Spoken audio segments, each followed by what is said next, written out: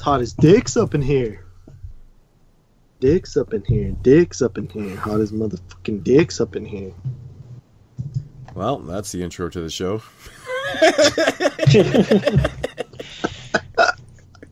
Fuck off.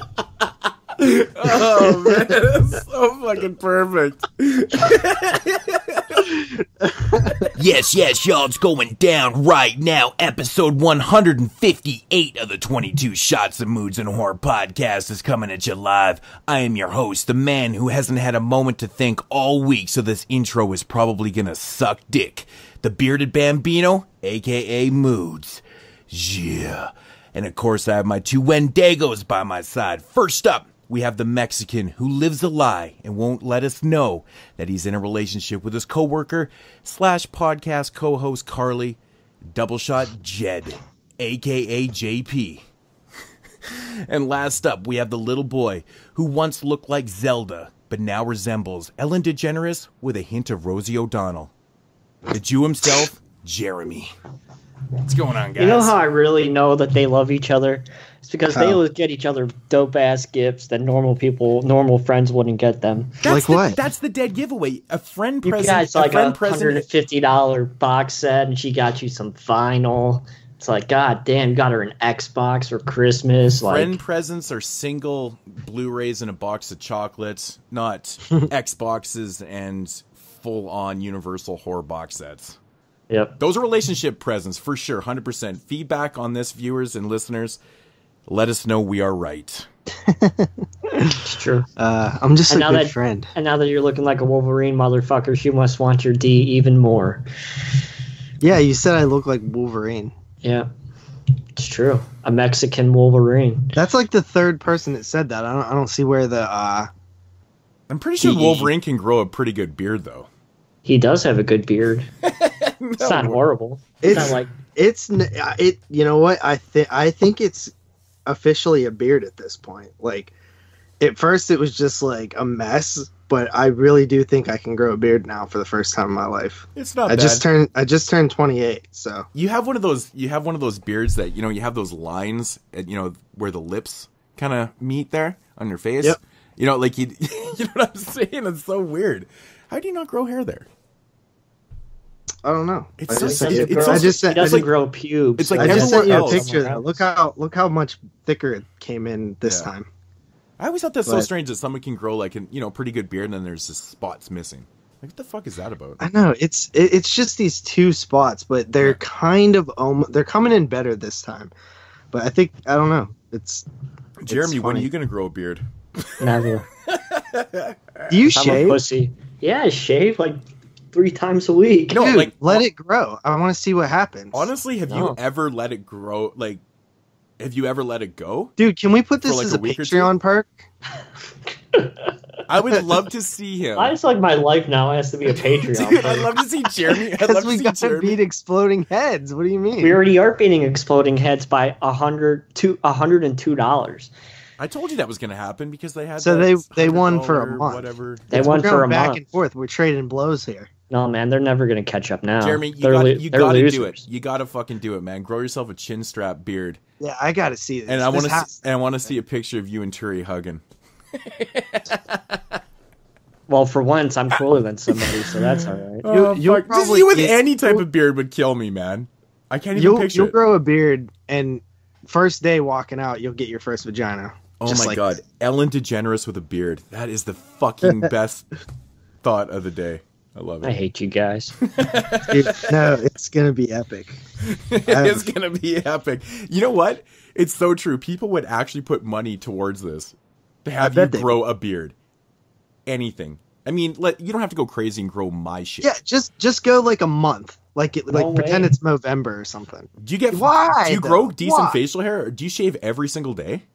No, like 3 times a week. 3 times a week. 3 times. Well, I mean, that's pretty frequent.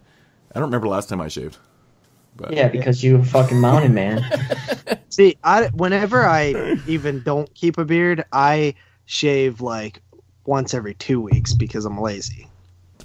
Man, this has got to be a 22 shots first. Talking about shaving. That's what happens when you look like a Wolverine, motherfucker. Did you ever listen to that episode of Exploding Heads where Brandon revealed that he doesn't have body hair? Yeah.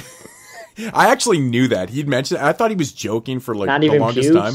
No, like he got laser hair removal on his entire body. Like, not even joking. He spent like a ton of money on it. What a fag. He had mentioned it to me, or he brought it up or something like that. He should move to San Francisco. I didn't believe him until he actually outed it on the podcast. Yeah, I know. I thought he was joking because he always would say that, like, my arms are smooth or something like that. And I just thought he was like fucking around, but they like got in that deep conversation. Like they were all getting deep on that episode. It was just like a Q&A type thing.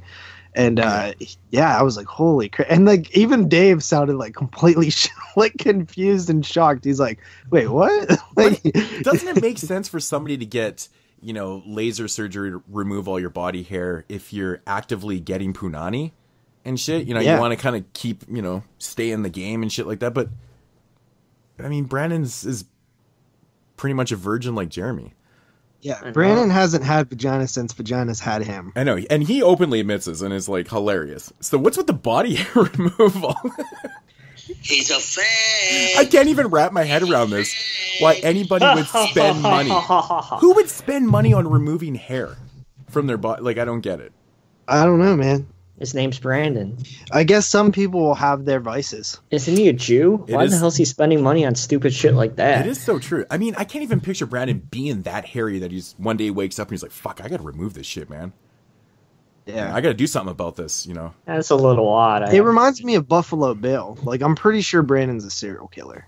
He fits a lot of he ticks a lot of the tick boxes, Dude, I do have a couple, but watch 500 movies in 4 months. Yeah, it's insane. Yeah. That there's some traits there that might be questionable on like a insanity test. But I do get the random patches of hair on the. I'm not talking about myself, but the random patches of hair on the back and shit. Maybe get those removed because they're fucking funky looking and shit. They make you look weird. Dude, my back looks disgusting. Ask anybody. Right? It's just like so much hair, like gross. Really? I don't know. I got blessed. I get it. I have a lot of back hair for some reason. I don't know. I got lucky with that, man. I got the chest hair and the belly, but I got nothing on my back, which is fantastic. See, I have more hair on my back than my legs and my chest. Weird. You have more hair on your back than your legs? That's the weirdest thing I would say. Like it's thicker on my back. It's pretty weird. Just in spots though, like down where where a tramp stamp would go if I was Turi or gay. And it's still the funniest thing I've heard all week, man. Oh my god. and like up at the top, like wait, Turi has a tramp stamp? He got a tramp stamp without realizing he got a tramp stamp. That's such a thing that he would do. So his excuse is that he's getting his whole back tattooed, but he started with the tramp stamp. With the tramp stamp. Oh, what is it? Is it like a fish or something gay? I would assume it's a bullseye. Dude, every one of his tattoos is like a flower, a flower, a flower, a skull, a flower. So he gets tattooed like he buys his movies in 3s and 2s and yeah, pretty much. Yeah. I would assume it's just a bullseye with flowers around it. It's pretty much exactly what Turi's all about. But I don't really fucking get it, though. In all seriousness, though, like, I'm just fucking with Brandon. I love you, dude. Don't be mad at me. You're the shit, dude. You're funny as fuck. Yeah, he's gonna hate you forever over that one. Well, it isn't something that was like secret, and I like let the world know. He came out and said it on the podcast. That's what happens when you're a loser and not the #1 Patreon on the Horphilia Network. So I'm not sure what's more compelling, man. The fact that he actually got that done, or the fact that he actually just openly admitted something like that when he really didn't have to. Yeah, it's strange. Yeah. Let me ask you guys a question. So, first of all, I want to say, I was like just skipping through the last show we did, the Dead series. Man, I thought that was a pretty good show, honestly. I think we did a good job. Like, that is a series that is very important. Well, not according to Moods. He thought I did horrible. Well, but I'm mainly talking about I didn't say you did horrible. I said you didn't say enough. Well, I say what I usually say. Honestly, Mike actually listened to the show. He listened to it back, and he's like, yeah, Jeremy didn't really talk a whole lot. He said he made some funny cracks and stuff. But I didn't notice when we were recording, but thinking back, yeah, he probably didn't talk like that much. See, I didn't listen to a whole lot of the show. Generally, I'll listen to portions when I'm editing. But this was such an easy show. The franchise shows are so easy to do. And I'll just put shit before the next review and stuff. So I didn't really listen to it much at all. So I didn't really. Yeah, I did. I thought like sometimes when we get like big shit like Texas Chainsaw or something, I'm always nervous that like I'm gonna forget a bunch of stuff and then I'm gonna think back and be like, man, why didn't I mention that? Why didn't I mention this? But like I really didn't feel that way with the Dead show. I feel like I got everything out that I wanted to say. Felt like it was good conversations, good ratings. You know, I thought it was a good episode, and I'm proud of that because you know that's one of the bigger franchises that you know we could cover left. You know, besides Friday and Elm Street and stuff. But yeah, that was pretty cool. It was nice to get that one out of the way for sure. I did realize after I was thinking about it, and there was a few things I wanted to mention about Land and Diary and Survival. I think it's just the shows go on. The longer they go on, sometimes you just kind of forget things. And like, I always have this wad of notes in my phone, and I barely ever use them when I'm doing I look back at it after, and I'm like, why didn't I say that? It's like, I don't know. It's one of those things, man. Yeah. And then the other thing I wanted to ask you guys is, how's 72 going? I'm at, like, 19. Yeah. Fuck you. I haven't really been watching a whole lot. You're a bitch. In fact, I actually haven't watched many movies all week. Actually, the last couple weeks. So I'm slacking. I'm like 35 to. I don't know. Yeah, I'm so like fuck you. You're not gonna have enough for a top 10 either, you fucking dickhead. I still stand by the fact that I think I'm gonna make 50. No way. You're not gonna watch 30 movies by the end of the month. No. Jeremy has more than you. Close. No, I should be at like 20 something right now. 24, I think. What am I at? I'll tell you in 1 second. Yeah, I don't know. I've been kind of just like I've been going to the gym a lot, as Moods knows, because I share my pictures at the gym every day. He gives me shit for it. But trying to get into a little bit better shape and stuff. So, it's getting nicer out and things, and I got fat over the winter, so. That's been taking a lot of time. Okay, I'm on 21, by the way. The 21. winter plump up. Yeah, fuck you. I'm only 2 behind, and you were fucking giving me shit, so you could go suck a chode. I give you shit because suck a chode. Ew. I may slack, but at least I recover in the end. Doesn't matter. You were saying I wasn't gonna have anything, and I have 2 less than you. Yeah, I think Carley's like near 30, maybe. But yeah, nice. It should be pretty. I should be able to. We're gonna do like some lighter shows here in April, and then May. I think we're doing the 72 like the first weekend in May. Well, next week's show is the William Castle, not trilogy, but a triple feature William Castle director spotlight kind of thing. And then I don't know what we're doing. There is no other shows, so. Well, I figure we could probably just because the week after that. Is Easter. Yeah, I figure we could just do something like one film or something like that, and then on the 28th as well, because I won't have that much prep time because I'm going out for that week. Nobody liked my Bunny Man idea. Fuck you guys. It was all right. I just don't. I just want to do like super light things with the Patreon but stuff. So isn't there 3 Bunny Man films? Yeah. I reviewed one of them and it was kind of weird. Well, Darcy the Mail Girl's in like the second one. Yeah. Joe Bob. Mm-hmm. She's also in one of the witchcraft movies. Did you know that? Only Lord. One? 1 or 2. It was like one of the David Sterling ones. Hasn't every porn star made an appearance in a witchcraft You movie? know what I like about Darcy the Mail Girl is she actually seems like a legit fan of horror and not just like a fake, personality, like hot chick. But yeah, so that's she should do those cool. those horror porn parodies, like fucking Beetlejuice or the I think Texas she's retired. Dildo Massacre. She's retired. Yeah, I think she's retired. Oh well, that's no fun. Fuck. Yeah. That's no fun. But yeah, I'm not loving 72. If I'm being honest, I'm actually hating. I said that, and you're like, "Oh, they're okay," but it's like 72 sucks. It doesn't suck. It's just that like my list. How do you guys for every top 10 show manage to watch all the wrong movies? It astounds me because I just watch all the short ones. A lot of them are fucking boring to start. Like you have to get into them. Like even like.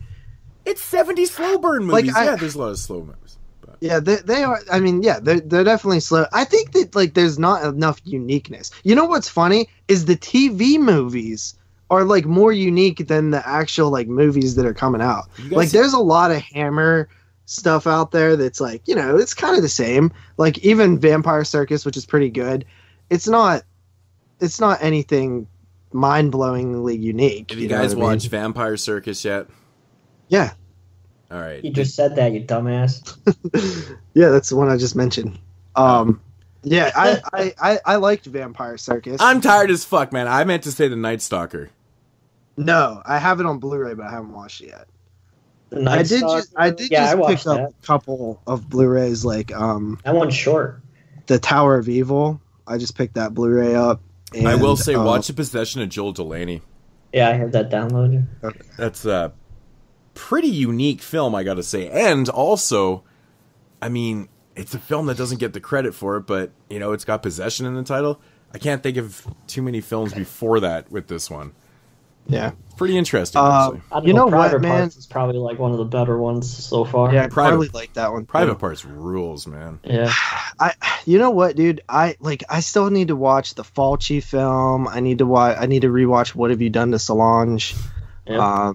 Couple of other ones like Italian stuff, and then like the I just watched that one. Well, there's like, there's Blackula. I don't know if you rewatched that. Sisters. I'm gonna rewatch Don't Torture that a Duckling. Yeah, I already watched Sisters. There's that other one that I wanted to watch too. I forget what it was called. I have a few of them on my computer, but I also have a few. Like Your Vice is The Others are supposed to be good. Did you watch Your Vice is a Locked Room yet, Jeremy? No, because I wasn't on that show. It's long, but it's definitely watch it because it is probably one of the higher rated films of that year. I watched like one that isn't a horror film, but I enjoyed it a lot, and that's The Big Birdcage. Yeah.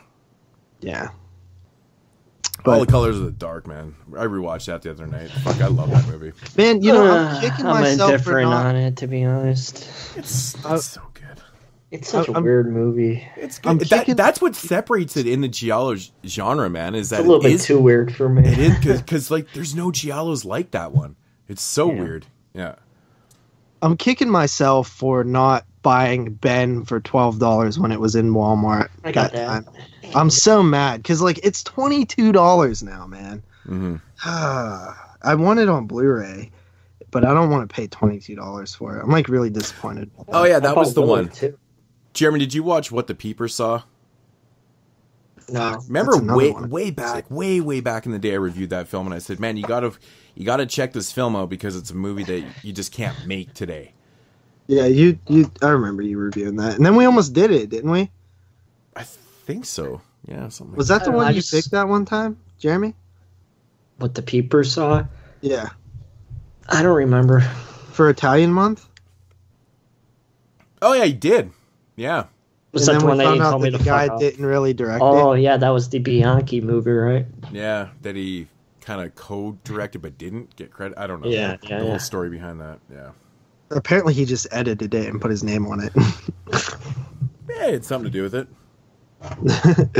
But yeah, that's all. I just wanted to kind of see. You should watch Night of Fear. That's an interesting one. Is it a good one? I mean, it's only like 50 Didn't you minutes. give it like a 5 or something? I gave it a 6. Well, I'm not watching 6s, dude. And a half. Children Shouldn't Play with Dead Things. You watch that yet, Jeremy? No. You got to start hitting the actual like popular ones, or else you're not going to get to them. But I just watched all the short ones. Yeah, but you got to actually watch the popular ones now. I know. Like Dr. Phibes and shit. Dr. Phibes is It's the sequel to Dr. We almost did that. Child's Play. Child's Play is a cool film from 1972. Damn it. There's so many, dude. Like, I'm not Brandon doesn't have that on his list. What, Child's Play? Yeah. Okay. I didn't realize Brandon was the beyond of all fucking lists here. I mean, he has 72 movies, so I mean... It's weird because I gave him the list with like almost 100 films. Maybe that I didn't have it on there at the time. I don't know. I don't know how that one escaped. But interesting film. So yeah. All right. Well, should we move it along? Yeah, let's do some.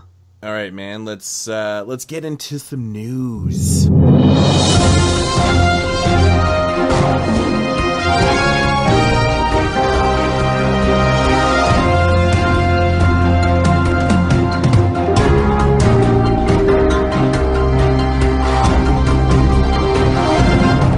Do it live. Okay. Well, no. We'll do it live. Fuck it. Do it live. I'll write it and we'll do it live. Before the news, though, I just want to give a big shout out to the homie Josh Godalewski for becoming a brand new Patreon supporter a couple of minutes, literally 4 minutes ago. Oh shit, son! Now we're even taking exploding heads even more now. Yeah, they're even bigger losers. Thank you, Josh. We appreciate it, homie. You will actually. You know what? I'll go ahead and put you in this next contest we're doing, just because you got, live on the air. $8. Look at that. Yep. Now we're winning by $110. What the hell's an $8 donate? I don't even know. He gets a postcard. Did he sign up for the postcard? Yeah. Yay! And we got shirts on the way too. We're working on them. We don't just fucking put anything on a shirt and be like, here, buy this. Like, we want it to be like decent quality. Will Cardinal, I think, him and his girl hooked us up with a pretty sweet logo. Yeah. But yeah, I'm those are his words, not mine, by the way. Yeah, that he actually did say that. Finally, somebody picked a damn postcard. Yeah, that's cool. Awesome. So yeah, let's get into the news. Jeremy's loving that until now he realizes he's like, fuck, now I gotta go to the post office. No, I sent out people's DVD grab bags and shit, you motherfuckers. I've been doing that for 4 months now. Mm-hmm. You dickhead. Yeah. I am in control of the Patreon, so you could go once again suck a chode. Yeah.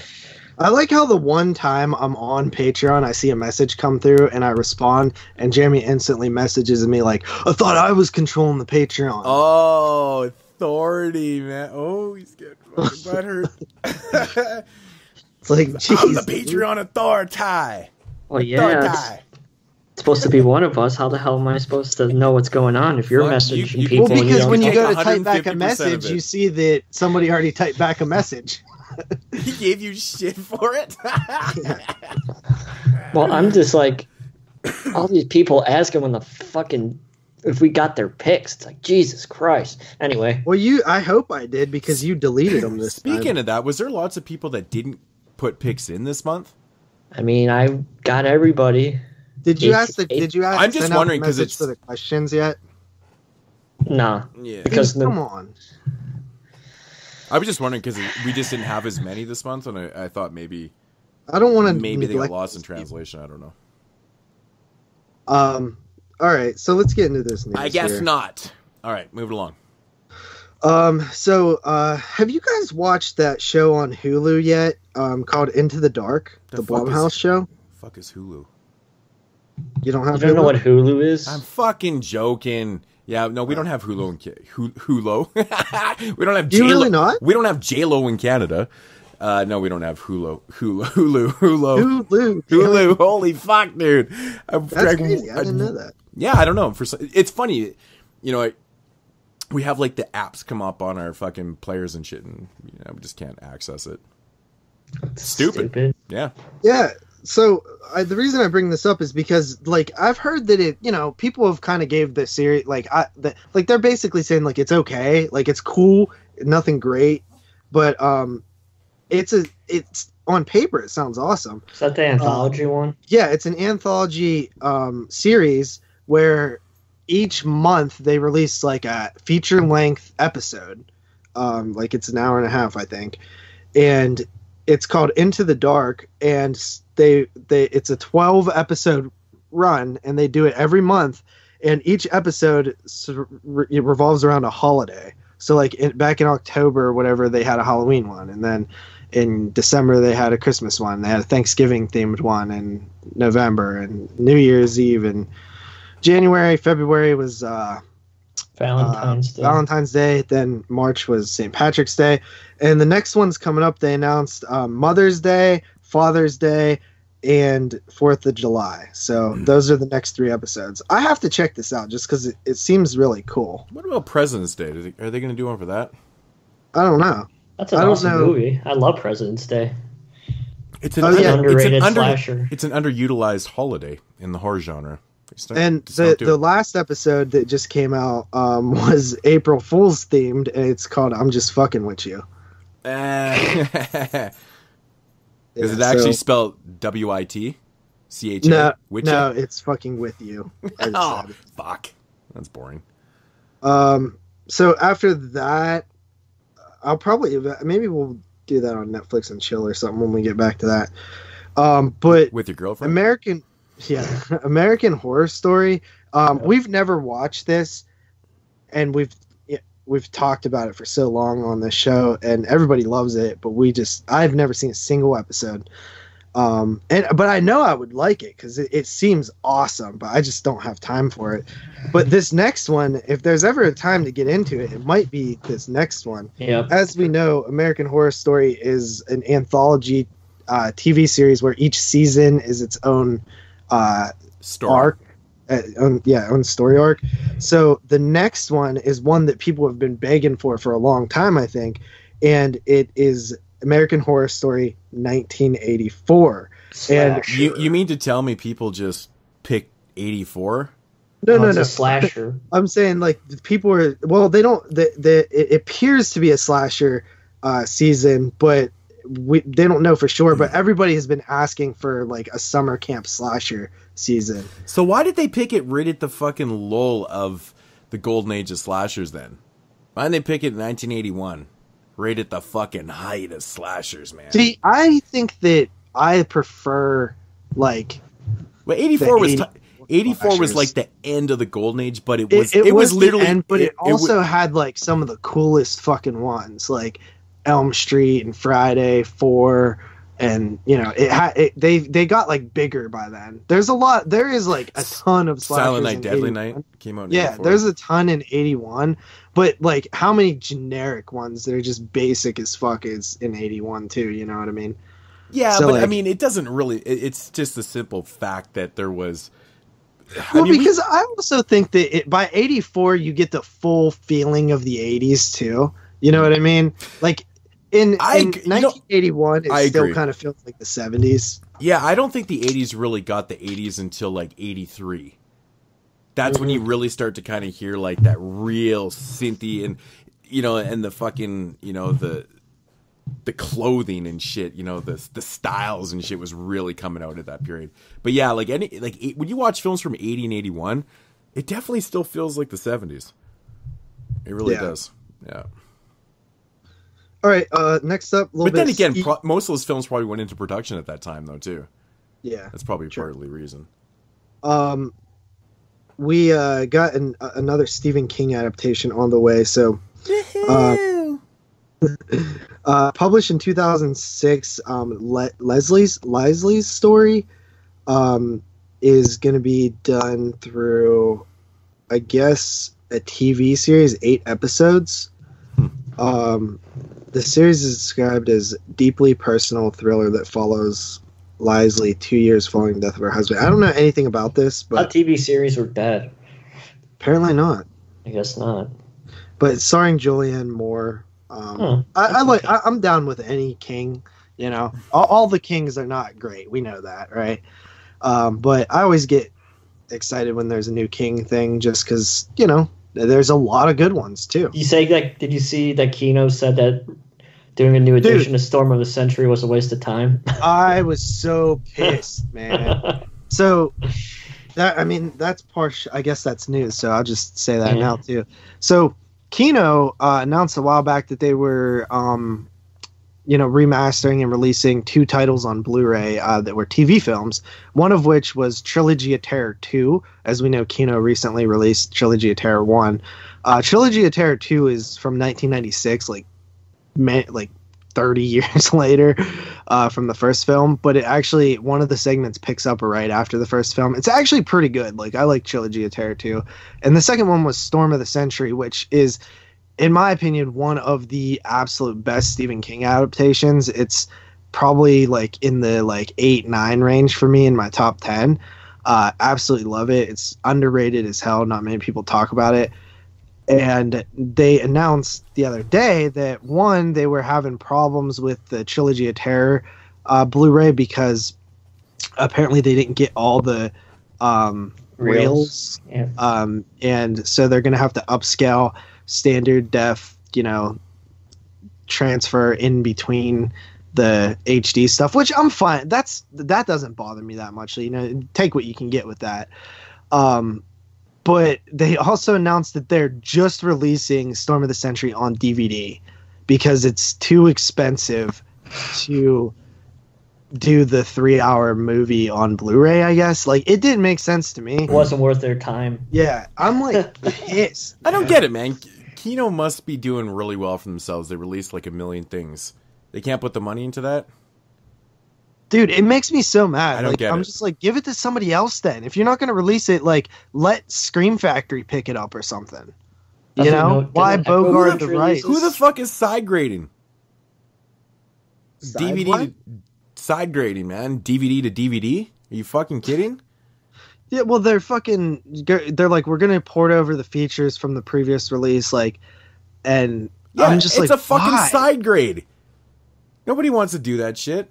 I'm just like, there's no point. Like, I'm not. But why would I buy another version of Storm of the Century on fucking DVD? Exactly. It's called side grading. Nobody fucking does Pisses me off, man. I love that movie too. That was a release that I was actually excited for. I was gonna buy it day one. Well, I'm gonna buy the DVD because I don't even own it. So fuck. You could get the Echo Bridge. I got the shitty Echo Bridge, so maybe I would buy it. But I'm pissed. That sucks, man. Anyway, moving on from that bullshit. Bull crap. Suspiria remake writer. Are you reviewing that this week, Moods, or next week? Yeah, I'm talking about it tonight. Okay, I've been waiting because I'm actually curious on what you think. Stay tuned for Moods' review of Suspiria after the break. Always wanted to do 22 shots Tom. So he's adapting a coming-of-age cannibal novel called Bones and All. The story follows a 16-year-old Marin yearly on a cross-country as she searches through dark, unseen corners of America to find her father she's never met, and attempt to understand why she has killed a series of friends and acquaintances and why she will kill again. Sounds like Raw or something. But yeah. So nobody talks about Raw anymore. Yeah. We kind of came in with now. Yeah, I'm always down with those type of cannibal films, so yeah. I'll check it. After that, Art the Clown lives on because the David Howard Thornton, who is the actor who plays Art, I think, he basically said that, Terrifier 2 is on its way, and they actually even have a script for the third film. Yeah, I think they said they were penning part 3 right now. Jeez, are they going to be knocking these out now and they're going to ruin it? Dude, no, I'm down. I'm 100% down because here's the thing. We reviewed it. Theoretically, they can get better than the... it's not good. Like the first one was so fucking good that it's like they're gonna taint the legacy. Like, there is much more room for improvement. Like, it was a great first film, a lot of fun, creepy at times, but it was kind of hollow in the plot. You can definitely go places with this. So I'm down. I'm 100% down because what I got with the tease of the first film, it was exciting, but it left more to be desired. So I think that sequels are the way to go on this, man. Plus, it was a big hit. It almost made a jump to the mainstream. It was like close. Yeah. I was like hearing like normal people talking about it. Yeah. I think it kind of did, to be honest. There's merch everywhere, and it got out there, man. It definitely did. Well, shit, I've been talking about that mofo since 2013, so fuck you guys. I mean, if you're going to get that character out there, man, and fucking there's a little bit of a buzz, you might as well do the 2 and 3 right away while the buzz is going. So I've been saying Art the Clown's cool for fucking 6 years. Screw you guys. Yeah. It's true. Go back to listen to the top 10 show of 2013. I was repping that shit. Yeah, I still haven't seen that. All Hallows Eve. Yeah. Yeah, I mean, the Art the Clown segment obviously is the highlight of that. Yeah. Yep. So after that, we have a remake of 1964's I Eat Your Skin, which is currently seeking international sales for VOD, but it's actually finished. So, I thought you were going to say, and they're also remaking I Drink Your Blood, and they're going to show it as a Grindhouse double feature. Honestly, it looks pretty shitty from the cover. It has Sunny Leon in it, who is a Bollywood actress. I thought she was a porn star. Well, there's probably another one.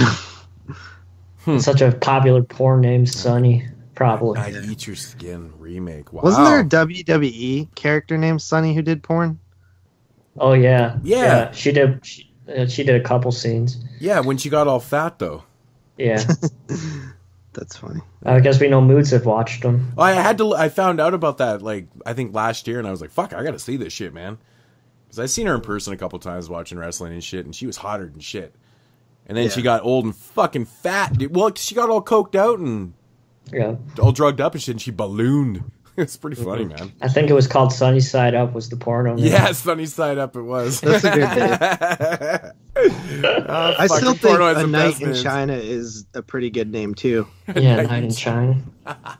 That's pretty good. Yeah, these porn people are fucking pretty good at that. Oh, my God. Remember Jeremy, at Wasteland, the porn parody booth? Yeah. There was like hundreds of porn parodies. Literally hundreds. It was fucking crazy. I've never...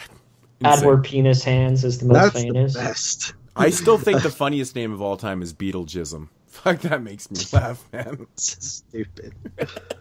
Speaking of Beetlejuice, I saw this earlier. I don't have it up in front of me, but apparently Tim Burton said the Beetlejuice 2 has been put on the back burner. Probably not going to happen. Good, because Dumbo was fucking trash. Fuck off. Seriously? It was awful. Oh, did you expect Dumbo to be good? Well, JP was like, I heard people say it was good. I did. It was trash. it was good. But it's fucking Dumbo. What happened to Tim Burton making adult films? Like, what the fuck is going on? He hasn't made an adult film since fucking Sweeney Todd, and that shit was 14 years ago. What the hell's going on? Yeah, I don't know. What all has Tim Burton done? Batman. He did Batman, Ed Wood, Big Fish, Edward Scissorhands, Nightmare Before Christmas, Frankenweenie. So he didn't really make that many adult films, is what you're saying. I mean, at the start of his career, he made adult films. Like what? Edward Scissorhands. How condescending was that? It's not really that much of an adult film, though. It's like a love romance, like but a lot of teens. But like it's that. also not just for kids, though. Well, it's not a kids' film, but I wouldn't necessarily say it's like an adult film either. Okay, not fucking Alice in Wonderland and Dumbo. What about Nightmare Before Christmas, Frankenweenie? I mean, he was responsible for Mars Attacks, though, too. Mars Attacks. And yeah, he has a Beetlejuice, weird film career. Beetlejuice, would you say Beetlejuice is adult? No, but it's not, once again, it's not Dumbo or Alice in Wonderland. What about Planet of the Apes? That's adult. Yeah. Didn't he do Planet of the Apes? Pee-wee's Big Adventure. That was fucking adult, That's man. Not adult. Yes, it is. It's a kid show. That shit is totally not for kids, man. It wasn't a kid show when it started, you dumbass. No adult in their right mind would fucking care about It wasn't a kid show when it started, you idiot. Yeah, it was. No, it wasn't. What was it then? Watch the fucking Pee-wee live at the Roxy, bro. I don't believe you. It was not a kid show. It was an adult show. Bullshit. Okay, don't believe me. It was marketed for kids, but it was completely for adults. I mean, come on. You watched it. It was. Why are you saying that I don't know the one character that I know fucking shit about? Oh, he did Sleepy. What about Sleepy Hollow? Yeah, he did Sleepy Hollow. I've never seen that. That movie has a lot of head decapitations in it. Let's do a Tim Burton retrospect. Tim Burton's one of those guys that did movies. The early part of his career was so much better, man. Oh. What's Tim Burton's best movie? Ed Wood. It's probably his best. My favorite is Beetlejuice, hands down. Hands down. Beetlejuice. Well, I can watch Beetlejuice every single day for the rest. I love that. I fucking love Beetlejuice. It's so fucking fun, man. Dude, Ed Wood is so good. Ed Wood's a great movie. I haven't watched Beetlejuice in so long, but I did recently pick it up on Blue a couple months ago. So I should check it out. I watch Beetlejuice every October. Well, I watch it throughout the year, though, too, but yeah. What about Beetlejuism? You know, as much as I joke about that title, I've never actually seen Beetlejuism. Big Fish might be his best movie. Maybe. It's a toss-up. Yeah, and then he did, like, Charlie and the Chocolate Factory was such a terrible remake. Yeah, Fuck, trash. It was bad. Alice in Wonderland He was definitely has some huge misses in there. Was fucking terrible. He did. Those are bad remakes, man. Although I will defend Sweeney Todd, though. I actually like that remake. I think that's a good one. Frankenweenie's awesome. It's old school animation. Frankenweenie isn't bad. Yeah, he remade his own movie. Yeah, he went on this whole thing of just redoing shit. You know. He still is. I can't say. Have you guys seen Dark Shadows? No. Yeah, I forgot about that one too. I never seen Dark Shadows, man. I haven't seen it. I saw it in the theaters. Like, I literally haven't even seen the TV series before. Oh, yeah. Dude, I was just, like, looking at Johnny Depp's filmography. I didn't know that John Waters directed Crybaby. Yeah. You didn't know that? No, I don't think. Yeah. That's pretty cool. I like that movie. That was in, like, his normal days. Sort of. I don't think John Waters... I don't think he had normal days. Well, that's probably, like, his most normal movie. He did Serial Mom right after. Yeah. Fuck, that movie's awesome. Man, I need to see some John Waters movies. I haven't seen any of these. Well, start with Pink Flamingos. That's 72. Fuck, I can't talk right Maybe I'll watch it for 72. Even Pink Flamingos is 72. Yeah. That movie has some gate. I took my mom to see that movie. Is it really that old? Yeah. Damn, dude. Oh, yeah, I guess it was right part of that fucking midnight. See, Pink Flamingos was fine until that guy fucking get on his back and he has a gaping asshole, and that's just like... Yeah, I know. It's my favorite part. He just has to do that. That might be my favorite scene in cinema history. It's pretty awesome. I need to see that. It's literally a gaping asshole. So you're saying his movies aren't good? Is that what you said? No. Yeah, they're not good. They're not? No, they're trashy. He's infamous for being like pushing the fucking envelope, man. Yeah. Doesn't mean they're good. Multiple Maniacs. I've seen a lot of his, at least a lot of the Defined stuff. See, I respect John Waters, man, because he was that guy that was like, I'm going to do my own shit independently, fuck the censors, you know, fuck all this bullshit. Hearing him talk, too. He's interesting to listen to. Dude, his stand-up is really fucking good, man. Wait, he does stand-up? Like, does specials and shit. He tells like Kevin Smith. He's fucking I love those. He's pretty much a goddamn comedian. He's funny as hell, man. Dude, those Kevin Smith things fucking kill me. I love those stories. Those the evenings with Kevin Smith. I fucking love those things. Dude, there's like hundreds of thousands of hours on his fucking website. Dude, the fucking Batman stories to this day is still the best story ever told. He does like 10 podcasts. The Batman story is still the best story of all time. That shit fucking kills me, man. Yeah, it was funny. Huh? No, it was Superman. Or Superman. I say Batman because I'm fucking looking at Batman. That's why I'm saying that shit. He does a show called When Jay and Silent Bob Gets Old, and it's just like him and Jason Mewes sitting around talking. The Superman story. I plan on going through his filmography this year. Maybe I'll do it in our summer break. Because it's been a while. But anyway, let's move on with this. Are we still on the news? Yeah.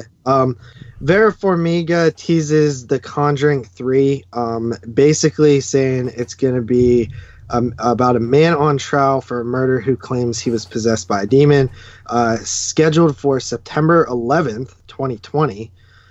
I'm pretty excited. She said this next one's going to be massive. I love the Conjuring. Yeah, but it also came out that it said James Wan won't be making another Conjuring movie. Yeah, which is fine. I mean, he doesn't have to do the directing. But I mean, Insidious went pretty good without him.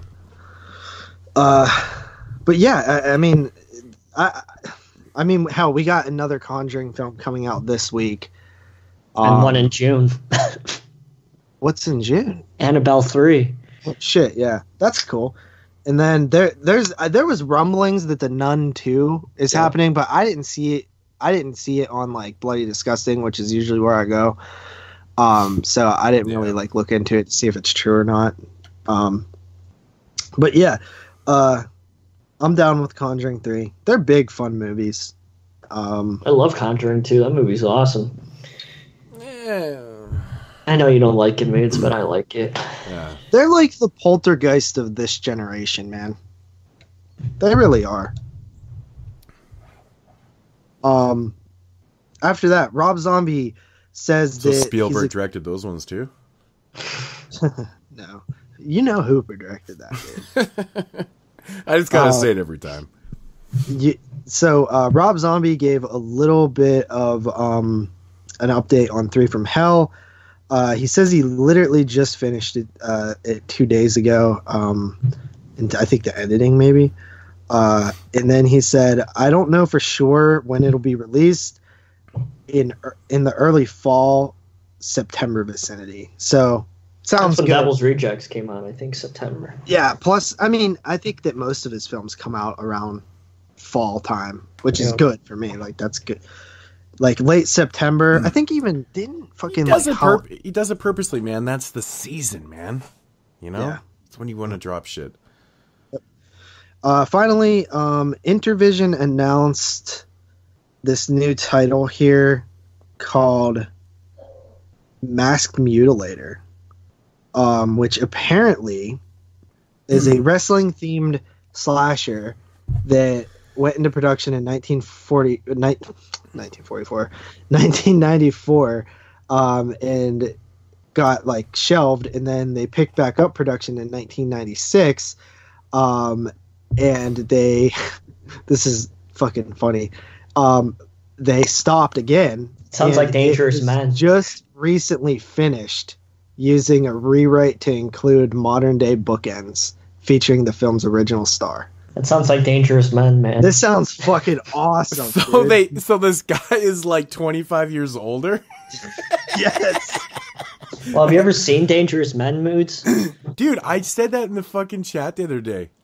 I was like, I need to pick that up, man. Because I wanted to see it forever, man. No. It's horrible. Like, he made it in 1979, and he never finished it. And then in 2005, he finished it. It's like, it's such a weird movie. That's awesome. That's awesome. I believe he said that they were 80% finished with the film back in the 90s. So another 20% of the film was kind of... So 20%, he's going to be 25 years older?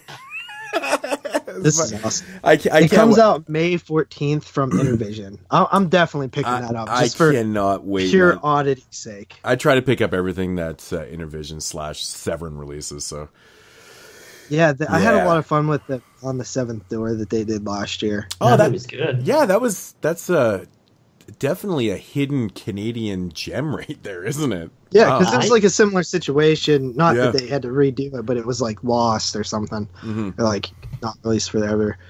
I love that. But anyway, that is the news. That's everything that I saw this week.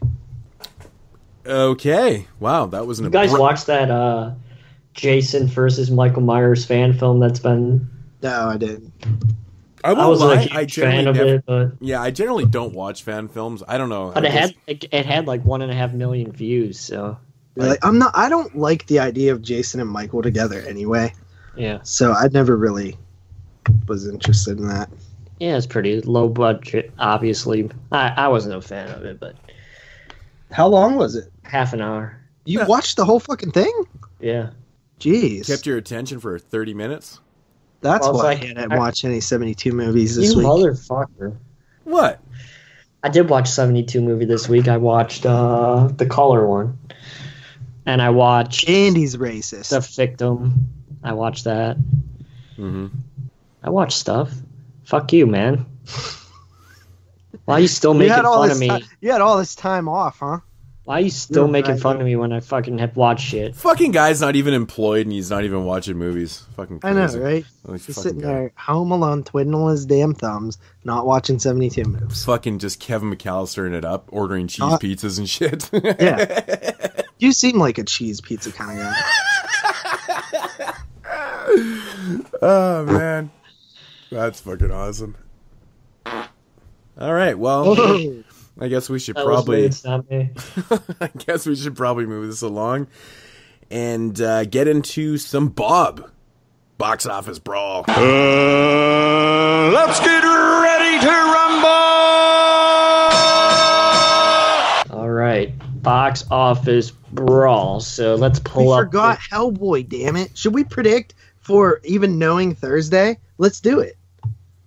No. It'll give us a chance to earn a point. It's not even fucking fair. You guys know and I don't. I No, have we'll no tell clue you. how it did. No, it will tell you how it did. Okay. Let's pick it.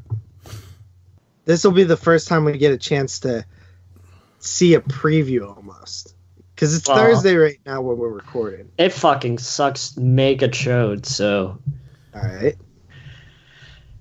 Oh, man. I need every point I can get. I saw it today. It's got to have like a major wide release, right? Like how many cinemas? It just seems like it would. 3,300. Mm-hmm. Okay, so first of all, sounds about right. Hellboy, 3,300 cinemas. What did it make? Well, let's actually do this first. We got to go over Pet Sematery. Mm-hmm. Okay, so Pet Sematery, you guys went super high on that. See, this is my fucking segment. What the hell? Okay, go ahead. No, go ahead. Holy fucking! It's Patreon all over again. You guys went super high on that. Oh, come on! You cannot blame us for going really high on it, considering how well King adaptations have been doing. I didn't even go that fucking high, dude. Fuck you. Moods went high. Hey, man, I took a stab in the dark, man. I went 32. He went 42. So fuck you. I didn't go that high. What did it end up actually making, by the way? 24. See, now that is fucking crazy. I mean, it kind of makes sense, but... Oops. Yeah, so it made 24, meaning that I get a point versus Moods. Jeremy gets a point versus Moods. That's a bad one. And I get a point versus Jeremy. Colored me wrong. Bad week. So the totals right now, I pulled ahead of Moods again, thank God. 4-3. Jeremy is one ahead of me, 4-3, and then Jeremy is one ahead of Moods, 4-3. So Jeremy is like in the lead right now. Ooh. He's trying to become box office brawl champion of 2019, but I don't think that's possible. You know what? I have to be a winner at least once. If you say so. Okay, so Hellboy did raise 1.38 million in Thursday previews, which is pretty good. Not really. 1.3 in Thursday is good? That's not that good. I mean, well, shit doesn't really make money on Thursday, though. Right? I mean, it's a... But isn't Thursday reflective of kind of like how Friday's going to do, though? Kind of? I already know this movie's going to tank, so... All right, so then who goes first? I'll go 15 million. So you're saying 15 million for Hellboy, knowing the Thursday. Yep. Well, I fucking shit the bed, so I'm last. Damn it. I'm gonna say 15.5. Yeah, I'll say 15.5. Well, I'm going 14.9. No, I think you're going to lose that. I think it's going to make more, not less. I think it is going to. What did you say, Moots? 14.9? I don't think it's going to do well at all. Well, it's fucking awesome. I never thought it was going to in the first place, so this Thursday info is not really affecting my my numbers too drastically here. I guess we'll see. Funnier things have happened, right? Yeah. All right, so that's Hellboy. And we also have one other film coming out next week, which is a Conjuring film, technically. Yep. What is it called, Jeremy? The Curse of La Llorona. Yeah. Yeah, buddy. It wasn't supposed to be a Conjuring film until like a month ago. Well, it was, but it was like a hidden Conjuring film. The Curse of La Llorona. It just sounds like a movie about. It looks like a regular movie. like Conjuring Insidious type. Yeah. Yeah, I saw the trailer. At least it's rated R. Yeah.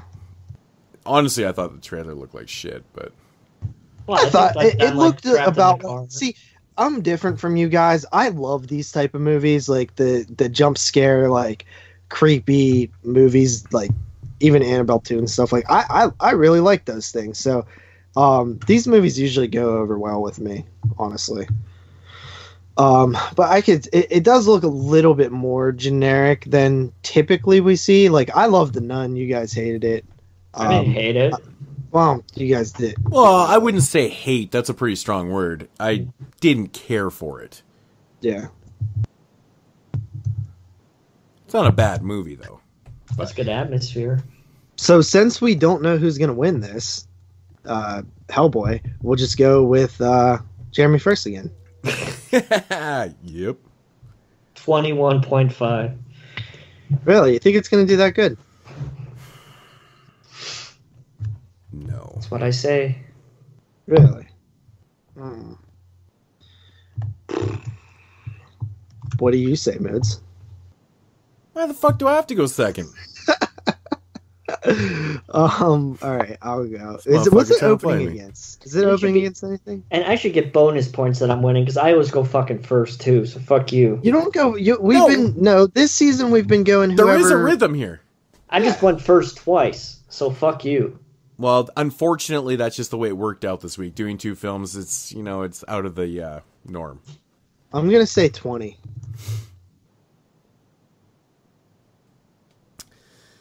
That's what I was gonna say.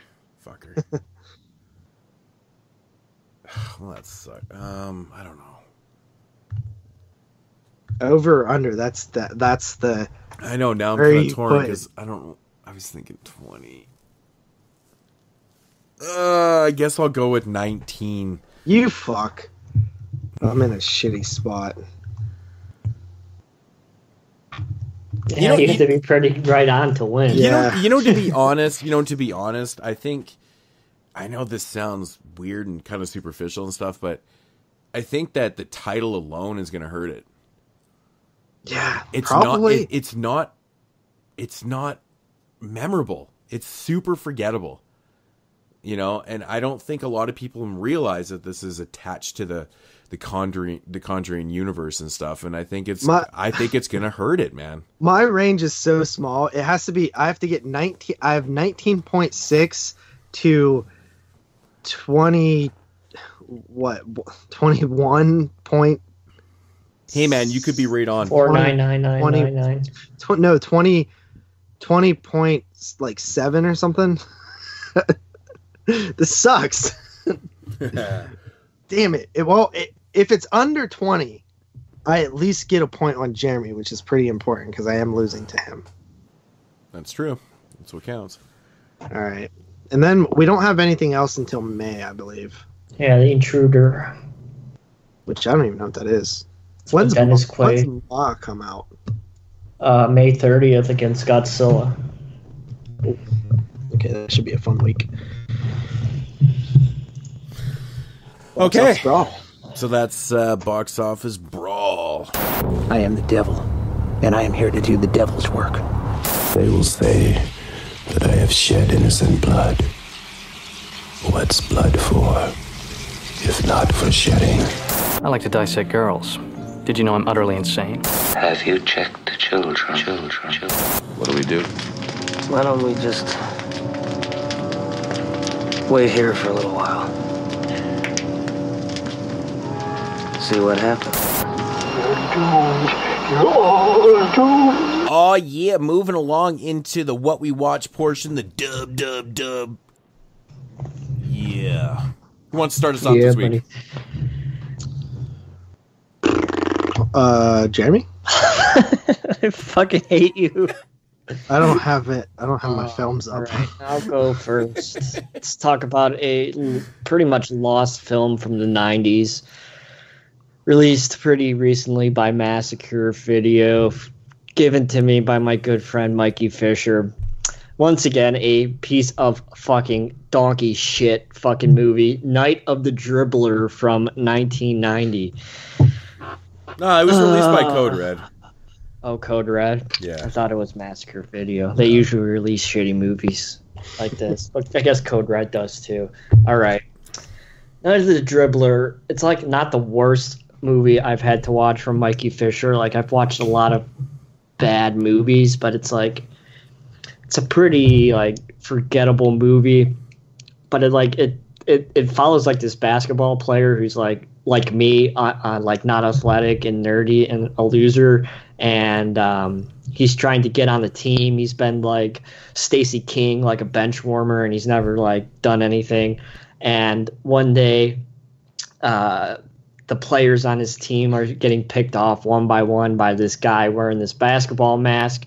And as each murder starts to happen, this guy starts to become more positive in his chances of finally being able to play the game and catch the killer at the same time.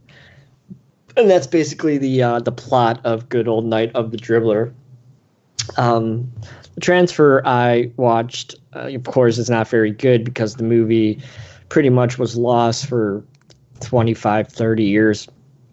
And then it was, of course, resurrected in this release, I guess, from Code Red. The kills aren't that good. They're pretty shitty. It's your typical early 90s slasher movie. It's really, really low budget, clearly made for the video store. And it's not good. Like I said, it's not like, oh my God, it's not like I'm going to cut my eyeballs out and go take a shit on my copy in the toilet, but it's not like it's something that you're going to pop on and be like, I think I want to watch Night of the Dribbler again. But I give it a 2.5 out of 10. Wow, you're being generous, man. You don't like it? Oh, it's fucking terrible. It's so bad. Yeah. Like, it's pretty much a comedy. Yeah. But that isn't funny. At least it's watchable. He usually gives me movies that aren't even watchable. Oh, yeah. So. It's definitely not. Yeah, it's not like the other shit you're getting for sure. But, yeah. Man, it's bad. But like I said, it makes sense why it was never released. So I think I even said that once that was the worst Code Red movie that I owned. Yeah. Yeah. All right, so let's do a 72 one. This one, I don't know the title. I've always liked the title, but I always knew that this movie wasn't like anything super great or anything. But I figured since it was 72, I'd finally get around to checking it out. And that is 3 on a Meathook. This is a film that does it have a DVD? No. I know it's like popular in the VHS circles because I always see it posted everywhere. Yeah. Like there's one guy who has like 30 copies of it. Like he has a whole shelf full of. No, that dude has like close to 200 copies of it. Oh, jeez. So you know the guy I'm talking about then? Yeah. I know who you're talking about. It's ridiculous. Like, why that movie of all movies, right? Right? Yeah. That's funny. Directed by William Girdler, who did Grizzly from 76, as well as Sheba Baby and Abby. So a couple of Pam Grier works, Day of the Animals as well. So he's did some cool stuff. Yeah, those are all good movies. Yeah. Pam Grier's in Sheba Baby, right? Yep. And Abby's that Carrie ripoff, right? Yeah, the blaxploitation. Oh, actually, no. Doesn't have a release, right? 74. So that would be before Carrie. Yeah, it's more like a Exorcist type ripoff. Oh, Exorcist ripoff. That's what I was thinking of. Yeah. Okay. So 3 on a Meathook. First of all, I watched this on Tubi TV. Do you guys know what that is? Yes. Yeah. I do. Actually pretty solid. There was a handful of 72 films on there for free. Tubi is a free... Oh, you know what's crazy? So I was telling Carley that I watched this on Tubi TV, and she was like, oh, that's funny. I just listened to like episode 90 something, and you mentioned that you brought Tubi TV up as like a press release. Like, I think I had like a press release for it or something, and I was like, there's this new streaming service called like Tubi TV. It's free, blah, blah, or something like that. So it's kind of funny that I didn't even remember doing that, because I was like, I found this new thing called Tubi, Carley. It has some 72 movies on it. Either did I, You literally talked about that before. Did you watch it on your computer? No, I have an app on the Xbox. Oh, okay, yeah, because I got the app on one of my all-region players. It's like okay. Tubi TV's right there next to Netflix. It's kind of nice. Yeah, it's not bad, you know, but the transfer for this was not that great, which I guess since it doesn't even have a DVD, it makes sense. Yeah, yeah. But Vinegar Syndrome kind of movie. Yeah, it is actually. That would be kind of a cool one. For sure it is. Yeah. Yeah. Totally, definitely. But anyway, it follows a couple of girls who are on a weekend trip. They have car problems. A local young dude named Billy picks them up, takes them back to his house. I think he was somewhere else. Like he was in another. I don't know if it was like in a hospital or something. I think that he was with his uncle or something. And he just came back to town, and they, you know, hang out and stuff. And then later that night, the girls are, you know, gonna stay the night or whatever. And basically Frank, who is Billy's father, like murders them all. And then he basically pins the crimes on his son by essentially saying like, look, like you did it again, damn it. You know what I mean? Like, I think his mom died mysteriously, and it was blamed on him as well. So basically, the father's like completely tricking this kid into thinking that he's going insane, a la like Norman Bates style, and killing these people at like kind of losing his mind and killing them, and then waking up and not realizing what he did. And then yeah, you could probably guess where it kind of goes after that. I'll say that he starts being interested in like a girl. He's like, no, I'm not gonna kill her, Dad, I swear I like this one or whatever. He's like, yo, kill her. And of course we know as an audience that he's not doing the killing. So the biggest problem with this film, honestly, like it opens up strong enough. Like there's some murders and stuff at the beginning. The middle is so fucking boring. It's just this guy hanging out with this chick for like a huge chunk of the middle of the film. And it only runs 85 minutes. And then there's like, it kind of wraps up in the end and is exciting again. It's just the long, like 40-minute middle is just boring. But it wasn't that bad. I was expecting worse. And there's kind of it reminded me of like a mix between like Chainsaw and Psycho, which oddly enough, both of those films were influenced by Ed Gein. And apparently, according to what I'm reading here, this one was as well. So it seems like Chainsaw before Chainsaw. You know, the 72. Or as Joe Pop says, one of the best redneck movies ever made. What, Chainsaw? That's what he said. It is. Yeah. But yeah, it's. I enjoyed it. I didn't think it was that good. I gave it a 5 out of 10. I haven't watched it in years. Yeah. It's probably not worth like if I was Jeremy, I wouldn't watch this one for. Yeah, I don't. 72, but it's not going to make anybody's list, but it needs a release. Like I think a nice, like pretty Vinegar Syndrome transfer would fucking make this movie so much more enjoyable. Mm-hmm. Okay. Yeah. First up tonight here is a Patreon pick from the homeboy Dave, aka Mr. Paka, and I can only start to think why he picked this movie for me. Out of all people in the world, he had to pick this movie. But a flick from 1990 called Blood Games. Now, It's not exactly a horror film. It's more of a revenge thriller type deal. I'd never seen this one before, and I think that's why he gave it to me, because he obviously wanted to know my thoughts on this one. But it is basically about this, like, it's about this girls' baseball team. You know, a bunch of girls, like really, really sexy girls, who are facing off against this beer drinking, total 100% redneck baseball team. I have no idea why these two teams are completely facing off, but the thing is, the coaches have a bet going. They have $1,000 bet. Now, the redneck coaches bet the girls' coach that, you know, they are going to take him out, and of course, the girls end up winning this baseball game. And the rednecks are super fucking pissed off. So, you know, he doesn't want to pay the girls' team. And so he goes to Buddy's bar there, you know, kind of confronts him and shit. And a bunch of things go down where the rednecks actually try to, you know, hit on these girls, and a bunch of things go down. One thing leads to another, and the rednecks coach's son ends up getting killed. So of course he just, you know, we got to get revenge against these girls.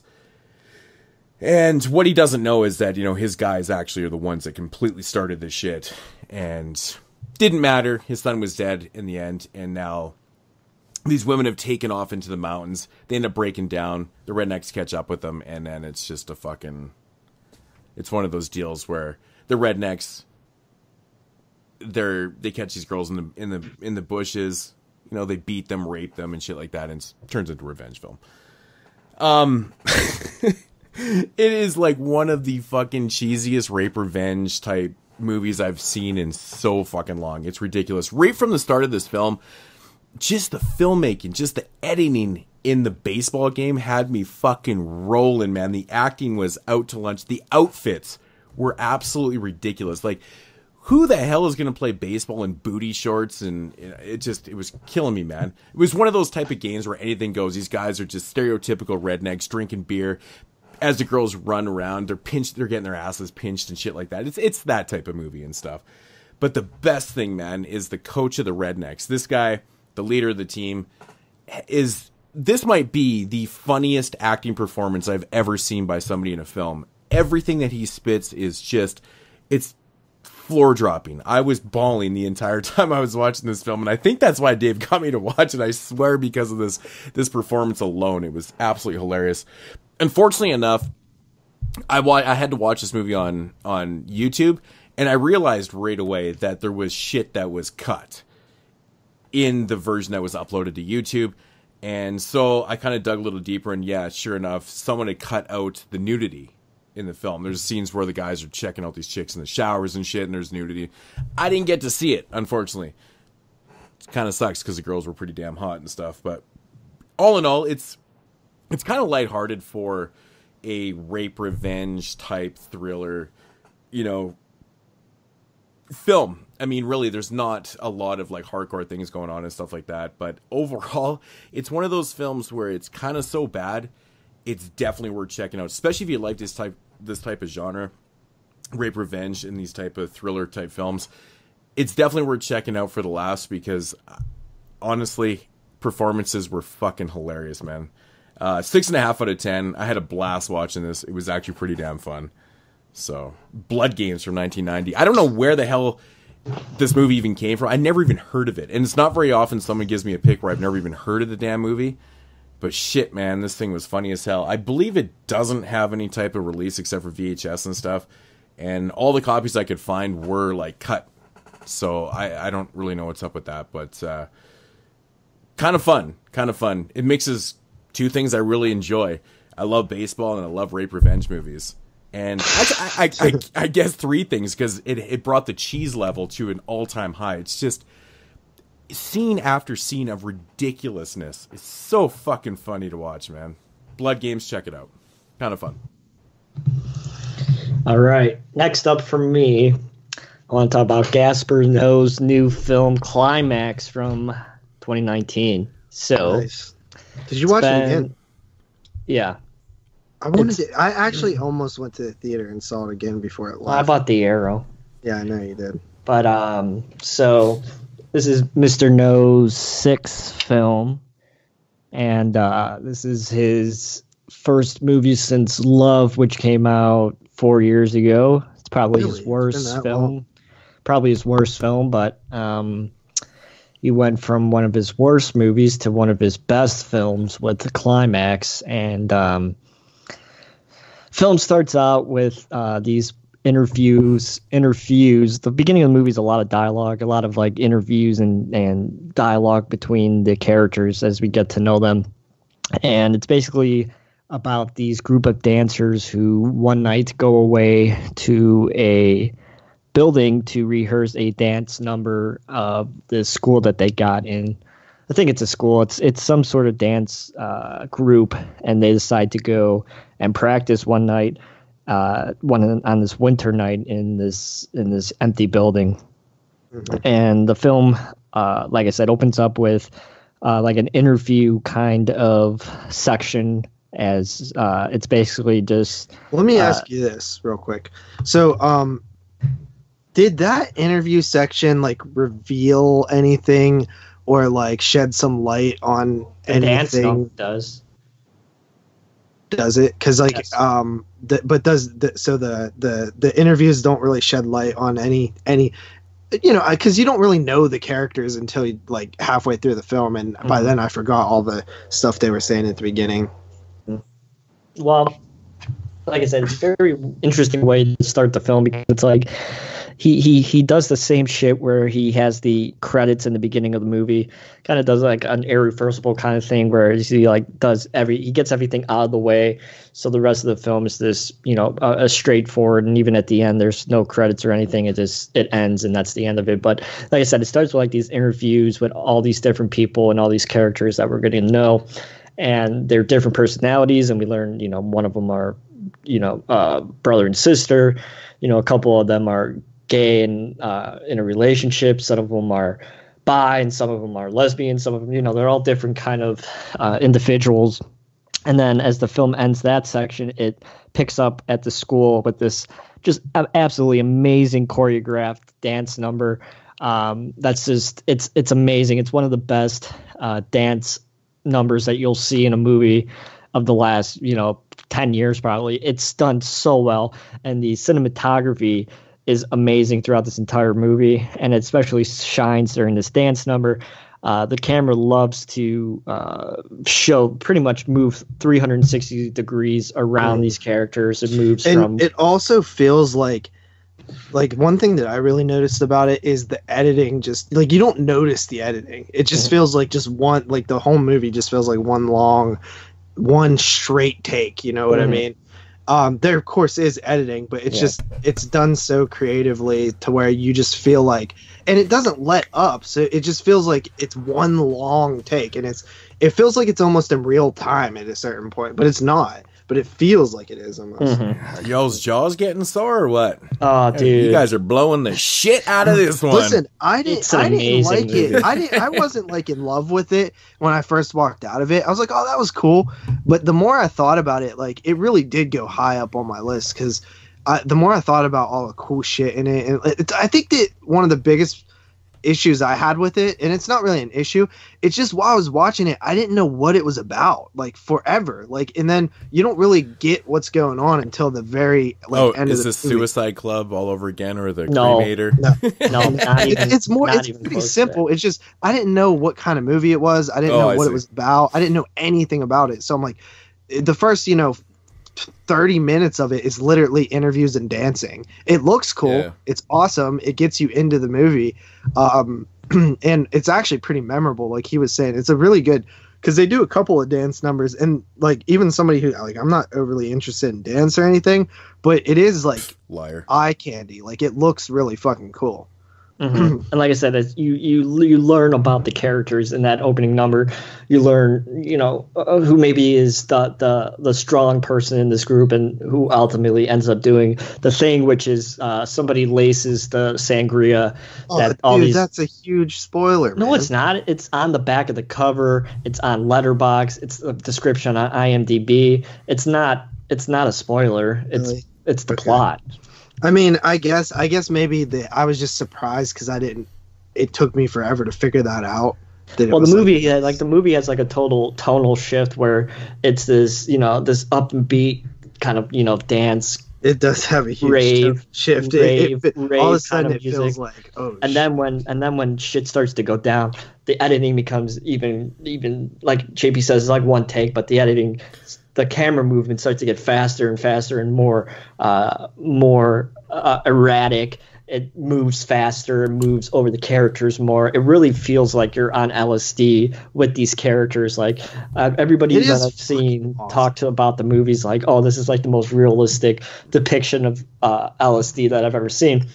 And he made another movie 2 films ago called Enter the Void, which is a similar kind of premise where we have a first-person perspective of somebody on a hallucinogenic drug, and it's shot very similar, but it's not from a first-person perspective instead of this, where the camera it's all over the place, and the movie gets more and more fucked up as these characters start to trip more and more and more and more and more and more, and a whole bunch of really just fucked up things start to happen. And by the time that the end of the film comes, you're so drained like these characters because of, once again, with the cinematography and the camera movement and all this kind of stuff, that you're so drained like the characters that it really is just, it's such a fucking amazing movie.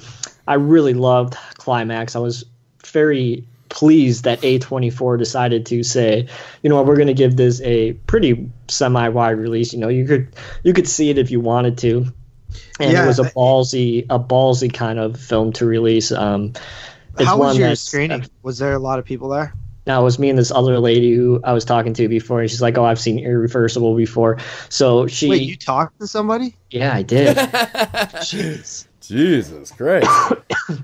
No, mine had a little bit more. I'd probably say there's 2, 4, 6, 8, 10, on that LSD, man. Jesus. Probably like 12 people besides me and Carley, and then there was 2 black chicks who came in and left about like 40 minutes into it. They walked out. Well, it's definitely not a film for everybody, like I said, but if you know Noah and his style and the way that he likes to tell his stories and things like that, it's very similar to all his other films in that sense. But like I said, the main highlight of this movie is the camera work and the cinematography. Get a chance, pick up the Arrow Blu-ray. From what I was reading, this isn't getting a Blu-ray release in the States for some reason. I heard that was a mistake. Oh, yeah? Yeah. Well, either way, you should pick up the Arrow Blu-ray. It's a lot better of a release, and it comes with a nice, thick... It's a lot better of a release for the release it can't be compared to. Yeah. I like well, that. you get it right now if you wanted to.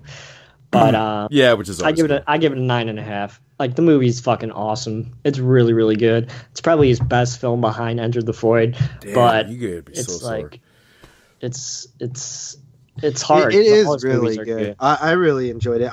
Let me ask you a question. I've only seen 3 of his films. I put this at number 2, probably. Maybe even number. I think I might like this more than Irreversible, honestly. Let me ask you a question, Jeremy. You say the depiction of the hallucinogenic drugs is, correct. How do you know that? He said he heard. I read it. There are people who've seen it, who's done LSD. That's what they've said. I missed that part. I think there's going to be some debate whether this is a horror film. There's always like a handful of those every year anyway. I don't know why how not it just is add this one to the list, right? Yeah, films that are going to be debated about. So, yeah. But then Irreversible is the same shit, though. Yeah, but right? I think Rape Revenge is more considered horror. But than... I mean, I've heard lots of people. It's like that's not. It's listed as horror on IMDb. It is. But I'm just saying. I think that this one's going to be debated this year. Yeah. I think that what I like so much about it is just because I kept thinking about it. Like days after I seen it, I kept thinking about it, and it isn't too hardcore. Like what happens in it isn't overly hardcore, but it feels so much more hardcore than it.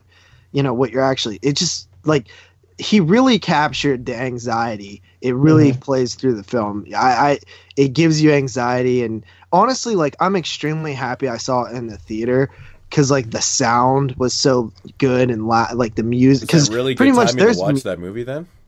What's that? Was it really good timing to watch that movie then if it was causing anxiety and shit? No. Well, you just don't know what... Right? Oh. Like, you know what I'm saying? It's like, Jesus Christ. Trying to get away from that shit, but yeah. Yeah, but it was this was a while ago that I seen it by now. It was like the fucking music, because it's like they're at this school that they're at or wherever they're at. They have a DJ like playing music the entire film. So there's music like literally the entire movie, like dance music. So it's you know it's it kind really of like watching Irreversible too, right? Yeah. You know, it got that low fucking ends, those low tones and shit, and it kind of it's meant to make you nauseated. You gotta watch it, man. Yeah, this right? is one. He does such a good job with capturing that shit, man, and it's like, fuck that movie, man. Since you're region free, you should pick up the Blu-ray because I want to hear your thoughts on this film. I actually have it sitting in my cart. I'm just waiting for it to drop. I always wait for them to drop a little bit. Yeah, so. It's definitely one you'll see before the end of the year, no doubt. They always do. Yeah, and it sounds right at my... I like those films, man. You know, what I've seen from them, I've enjoyed everything. I think you'll dig this one. Yeah. But anyway, moving on here, the film, I think I got this from good old Mikey Fish, the homie. Hooked me up with a not a super bad one. Somebody gave me one for this month, though. What was it? Fucking Munch Ruggers? Drug Munchers? Munch Ruggers? From, I don't know, Pluto or something. It sounded really stupid. This film right here, Donkey Punch, 2008. You guys seen this? Yeah, I own it. No. This is literally kills a interesting. bitch with a donkey punch. So it's on a boat. It's on a fucking boat. It is on a boat. So it's a British film. It follows a couple of girls, like 4 of them, I believe, who meet a couple of boys, 4 of them, I believe, and they are, you know, at this resort together. They're having fun. They're all young and, you know, like sexy, and, you know, it's fucking in bikinis and shit. And they're like, hey, we have a boat. And they invite the girls onto the boat. It's not actually their boat. They like work on it or something, but they decide to take this yacht. And essentially they just are having fun, you know, partying, drinking, doing little drugs, some coke, I think. And they're just having some fun, you know. And they really do capture like the fun vibes of the whole thing. It does look like a blast to just be like 8 people chilling on a fucking huge ass boat by themselves and having a good time doing some things. Eventually they start talking about different like sex acts and you know, just bullshitting, and one of them talks about a donkey punch, and one dude's like, yeah, I've done that, and he's like, no, you haven't, or whatever, and he explains what it is. For those of you who don't know, essentially if you're having sex with a chick doggy style, or a dude, and you're what true. It could be a dude too, you know, it's 2019, bro. It's true, man, but Jesus, dude, if you fucking donkey punch a guy, you're gonna get your dink pinched off, I think. So you're having sex with this girl doggy style, you know, which is, you know, one of the more used positions, especially females seem to like the doggy style. Jeremy, you wouldn't know anything about that. Nope. But I did. So right when you're about to climax, being the male, or in which case being the top if you're having the gay sex, you're the what? I'm trying to be inclusive to everybody. Having the gay sex. What happened if you're the lesbian and you have a fucking strap on, bro? What about them? You can't do this. Fuck, dude, that's awesome. So you know, you're going to town. You're about to, I guess the professional term would be ejaculate. And instead of ejaculating, you know, right there, you're getting really close, and you decide to reach back and just punch the girl or guy in the back of the neck or head area, which apparently causes like an involuntary like seize like thing, and they tighten up a lot, and it's supposed to be a really good orgasm is the idea behind it. It's actually a urban legend like sex term. Like I don't know if people actually, I can't imagine. I mean, I'm sure it's been done. I'm sure it's been done, but I can't imagine this is a regular thing. You think of Happy Tree Friends? Wasn't the character's name Donkey Punch? Probably. And but it's like it's everybody's heard it. I've heard of that before watching this. And essentially, so they all go into this room. These chicks are all naked and shit, and they start having sex with these dudes. It's very stylized. It makes it look very appealing. Like I'm like, damn, I want to party with these people. You know what I mean? And basically, this dude's having sex with this chick, and there's this like, kind of like shy dude like in the corner of the room, not really having sex with any girls. And he's like filming it, and then the like main dude who's like the leader kind of guy, he's all like, hey dude, why don't you join in, man, have a little bit of sex for once in your life. It kind of reminds me of Jeremy, you know what I mean? Just like in the corner jerking off while all of us are banging chicks. And then the dude's like, all right, this is my opportunity. So he goes over and he starts having sex with this chick, doggy style, and he's like, the other dude's like, you know what you gotta do, right? And he's like, yeah. And then he reaches back and punches this chick, dude, and she fucking dies.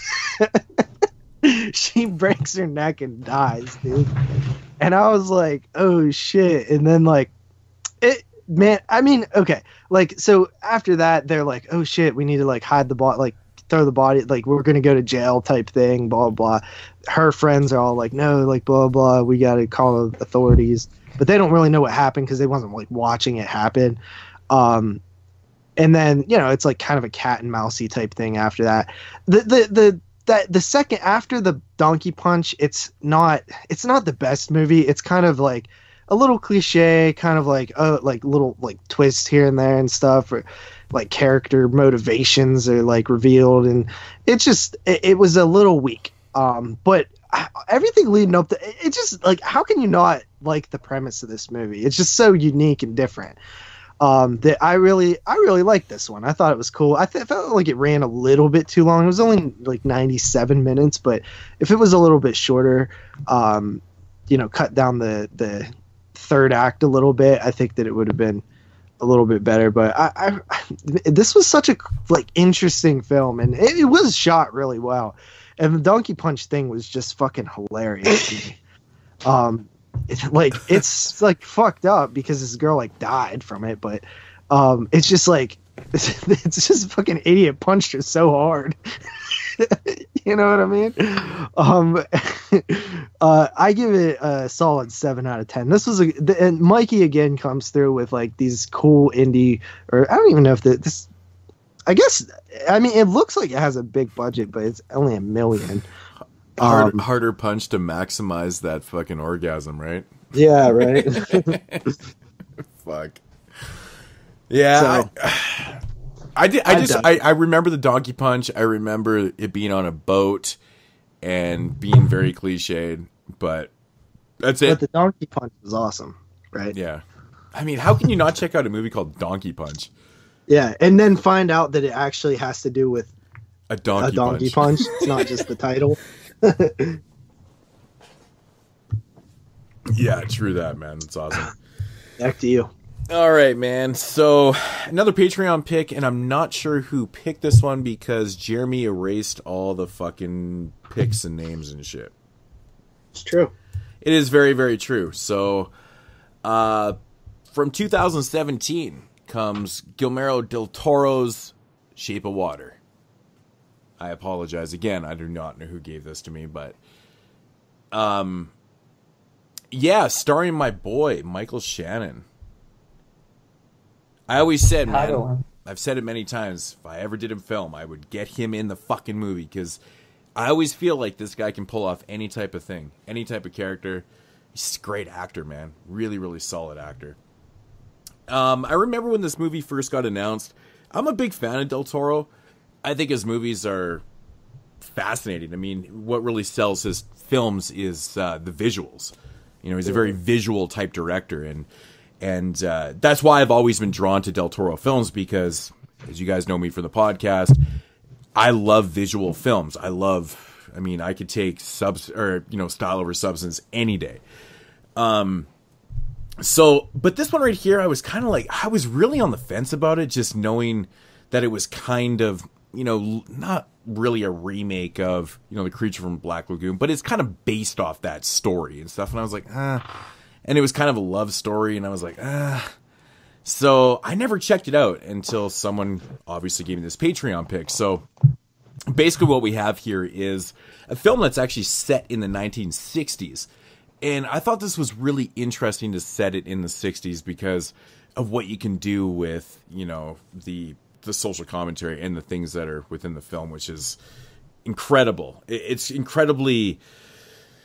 it's just head shaking sometimes when you watch period pieces like this, and you think back to those times of what people went through and how people were in those times. And I always thank God that, you know, that I was born when I was, and I didn't grow up in this bullshit. It kind of pisses me off a little bit sometimes. But what we have here is our main character, Alyssa, played by Sally Hawkins. And from what I've read, actually, Del Toro actually wrote this movie specifically for her to play this role, which I think is really, you know, insane for a director of his quality. My favorite part is when she's rubbing the old, double-clicking the old mouse. Yeah. Because it's so fucking funny. Yeah, for sure. I know, right? I know. Because it's like they keep showing, like, it's our like morning ritual or something, like in the bathtub. Yeah, exactly. So I always find it quite astonishing, you know, that a director would write a movie specifically for an actress. And then you know, so you call her up one day and you're like, Sally, I wrote this movie specifically for you. You know, you're going to be the star of this movie, but there's one thing. There's one little small twist here. You got to fuck a fish. No, not. You had to be naked. No. You don't have a fucking line of dialogue. And you got to fuck a fish. You know, it's like, it's such a weird thing. I've always thought that, you know, for a main, you know, the lead in a film to be mute, it's crazy. So our lead character, Alyssa, she's a mute. Her backstory is, you know, she was found by a river.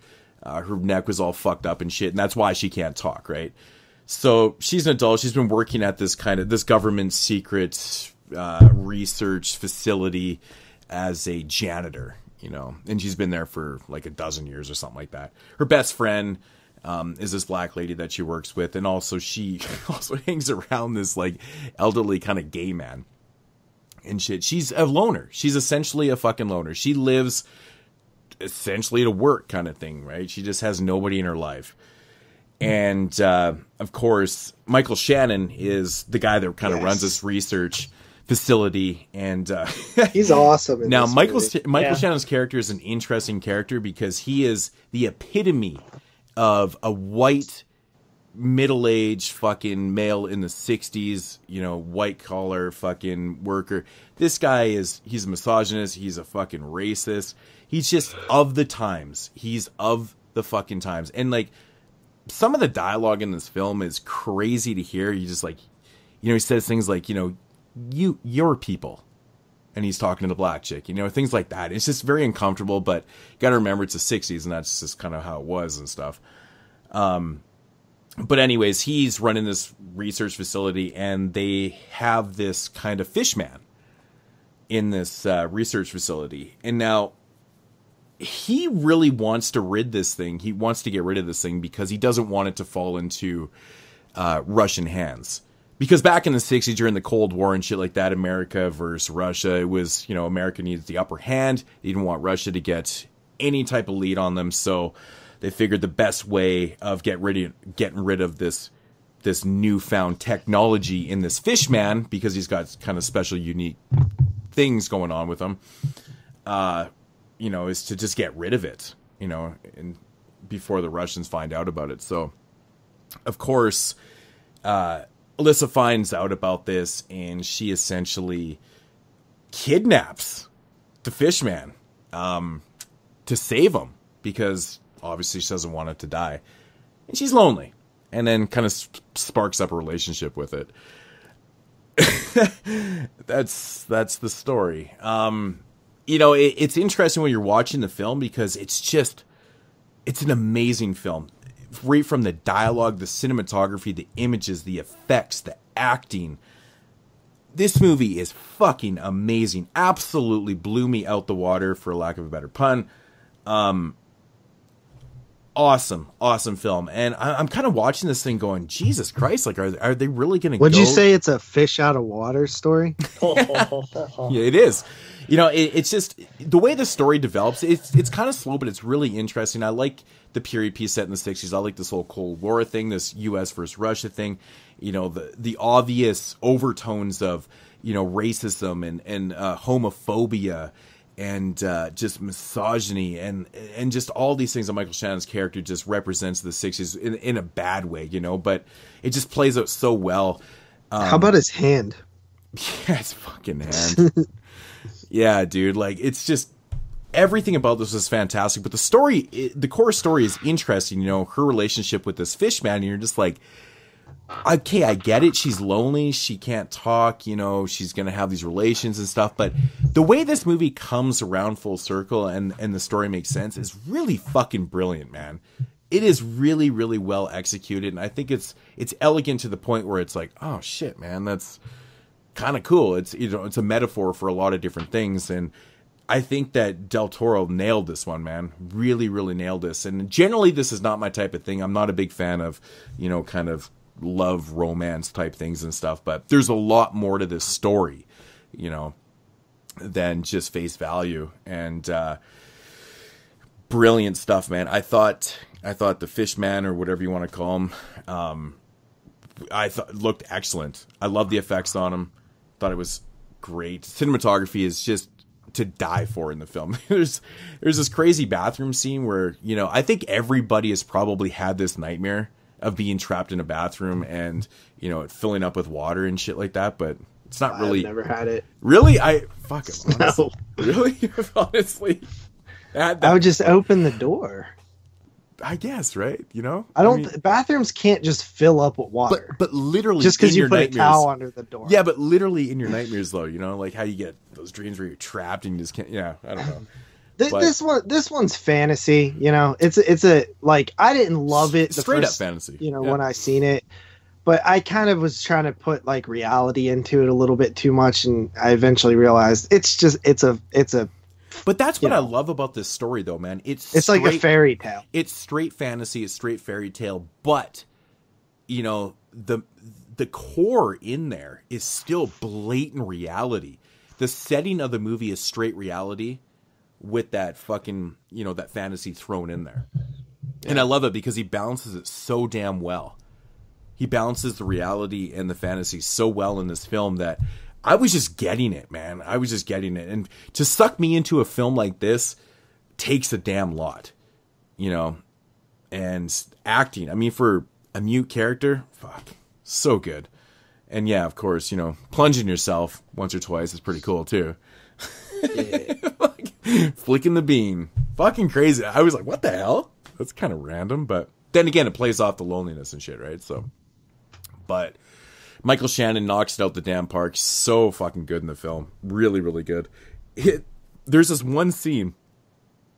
I can't remember exactly what the dialogue is, but so the two women are in the male bathroom cleaning, and he walks in there, and he kind of looks at him, and then look at him back, and he just goes over and washes his hands, and then he takes a leak. And then he says this whole spiel about, something about judging a person and how they wash their hands and blah, blah, blah. I'm like, pops a candy and walks out. He doesn't wash his hands after he pisses. And I'm just like, that shit stuck with me for days. I can't remember the line now because I watched this like 2 weeks ago, but I was like, what the fuck? That's like the weirdest shit I've ever heard and ever seen before. But really cool. You don't wash your hands before you pee? No, I wash my hands after I pee. But I wash my hands before I pee. But it's playing off his character, though, man. It's I watch it after too. He's but such I a don't wanna masochist. The misogyny in him is so fucking. He just, he's just better than everybody. It's like, I wash my hands before I pee, and then I eat candies after I pee. It's like, it's brilliant. It's brilliant. Yeah, I think he's saying like, I care about getting germs on my dick, but I don't care if my germs get on anybody. My dick germs get on anybody else. Well, he's saying, he's saying that my dick is fucking cleaner than clean. It's fucking clean, man. So, yeah. Shape of Water, I give 9 out of 10, man. It's a really good film. I mean, I could probably even go up on it. I'll probably end up watching it again because I enjoyed it that much. But visually outstanding for a 2-hour movie. Flew by. Absolutely I saw it in by. a theater. I really enjoyed it. Yeah, it's good shit, man. I really liked her friend, like her gay character friend. Like, there's this fucking crazy scene in that parlor too, with when he's kind of hitting on the dude and shit. And I'm just like, oh my god, like that. You probably wouldn't have those reactions today, and that's what I like about watching movies like this, man. It kind of takes you back and you go, fuck, man. Different time in history, man. Everybody was homophobic. Like, get out of here. And black people walk into the ice cream parlor or the pie parlor and get out. It's sad, man. It's fucking sad. But great film. All right. Thanks, Moods, for your feature review on Shape of Water. All right, let's go on to my last film from this week, given to me. Oh, this should be a fun one to review at 12 o'clock at night. Given to me by Tony Hartman. It's the 1972 film Images, directed by Robert Altman. So this movie is very similar to Repulsion in the fact that it's a very I don't know how to explain it. It's a very mind fuck trippy kind of movie. I noticed that with another thing with 1972. It's the year of mind trip fucking weird ass movies.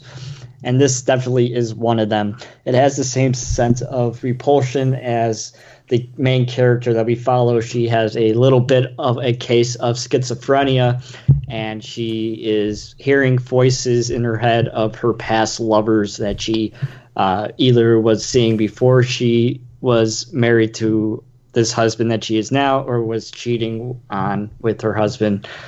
And she's an author, and her husband is a salesman, so he's often away from the house and things like that. I think he's a salesman, or I might be getting it messed up with all the colors of a giallo. But anyway, she's schizophrenic, and she's hearing all these voices, and she starts to go a little bit crazy. So her husband recommends that they go to this summer house that they have so she could try and finish her book.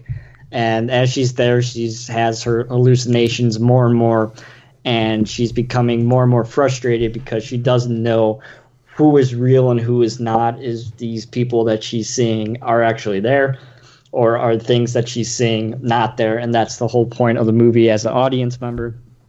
You're trying to guess as to what is real and what isn't real. Are these characters that she's having interactions with actually there? Or are they all in her head, and us as audience members have to make a decision about is it really real or is it really not real? It's a very mind-trippy, weird-ass fucking movie, very similar to Repulsion in the sense that it's shot in a way that you have to make a decision as a viewer what you think is actually going on, and everybody is going to have a different perspective of what is going on. And I think that's probably why the film didn't do that well during its run theatrically, because it is such a weird and strange offbeat kind of film that sure it's not like the most horror kind of film. It's more of a psychological kind of horror film. It's not going to be like 100% foot to the pedal the entire time. It's definitely a slow burn kind of movie, and one that as the audience member you have to really think about. It's not one that you could pop on at night and not pay attention to anything that's happening, because you're probably going to miss something that is important to the plot, and it's an interesting film. Definitely one of the more interesting films from '72. One of the more well shot films of the year so far for sure. It's really well made and put together, which you would expect from a film from Robert Altman. But I didn't completely love it like some other people did. I found it a little bit too long at some points and a little bit too lackluster on the plot, but I still enjoyed it for what it was. So I gave it an 8 out of 10, and John Williams did the score for it as well. Early John Williams score before he was super famous. All right. What did you give it? An 8. An 8. All right. My final review here is another Patreon. I don't know who gave it to me because Jeremy deleted the page. Instead of just moving it down like I used to. Yeah. This is Ravenous, 1999. I know you like this film, Jeremy. On my top 50. I love this movie. Was it really? Yeah. I thought you hated period pieces. Oh, this movie's awesome. Yeah, so it's so weird too because I always thought that he hated period pieces and cannibal films. That's true. This one's good though. This film's set in the 1840s in California out west, or Nevada, somewhere around there. Yeah, is it Nevada? Why does it say California up top? But then, all right. Either way, it's during the Mexican-American War. It opens up with this character, Second Lieutenant John Boyd, who is on the side of the United States Army. He's kind of outnumbered, and he basically is like, oh shit, I'm going to die. So he fakes dead, and the Mexicans load him up on a cart, and they take him because they assume he's a dead body, but then he gains some bravery, and basically once in their headquarters, takes over and, basically fucking, does a big thing there. Later, it's found out that, he was awarded, rank up and some things for that. Oh, I don't know. That's why you're telling me. But they also were like, your cowardness was kind of bullshit too. So they sent him to this remote military outpost in Nevada. Okay, so they were in California, now they're in Nevada. And basically, they're all chilling there, and out of the woods comes this dude who is all frail and looks shook up, and basically they eventually get it out of him that he was with a party and they were traveling with 6 people, and this army dude basically is kind of a douche and led them to a shortcut, which turned out to be bad. So they got stuck in the winter. Basically, he makes it out they had to eat each other after they died and stuff. And then the lieutenant or whoever's there was a super douchebag, and he was started killing people to eat them, and he, this dude eventually escaped, and now he's here. So they form a party and they go out to find this guy because there was still a woman there. I don't know how much to say about this, but when they get there, everything might not be as it seems.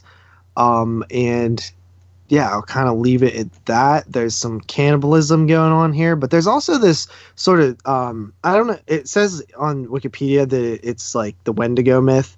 I don't know anything about the Wendigo, but I'll tell you this, man.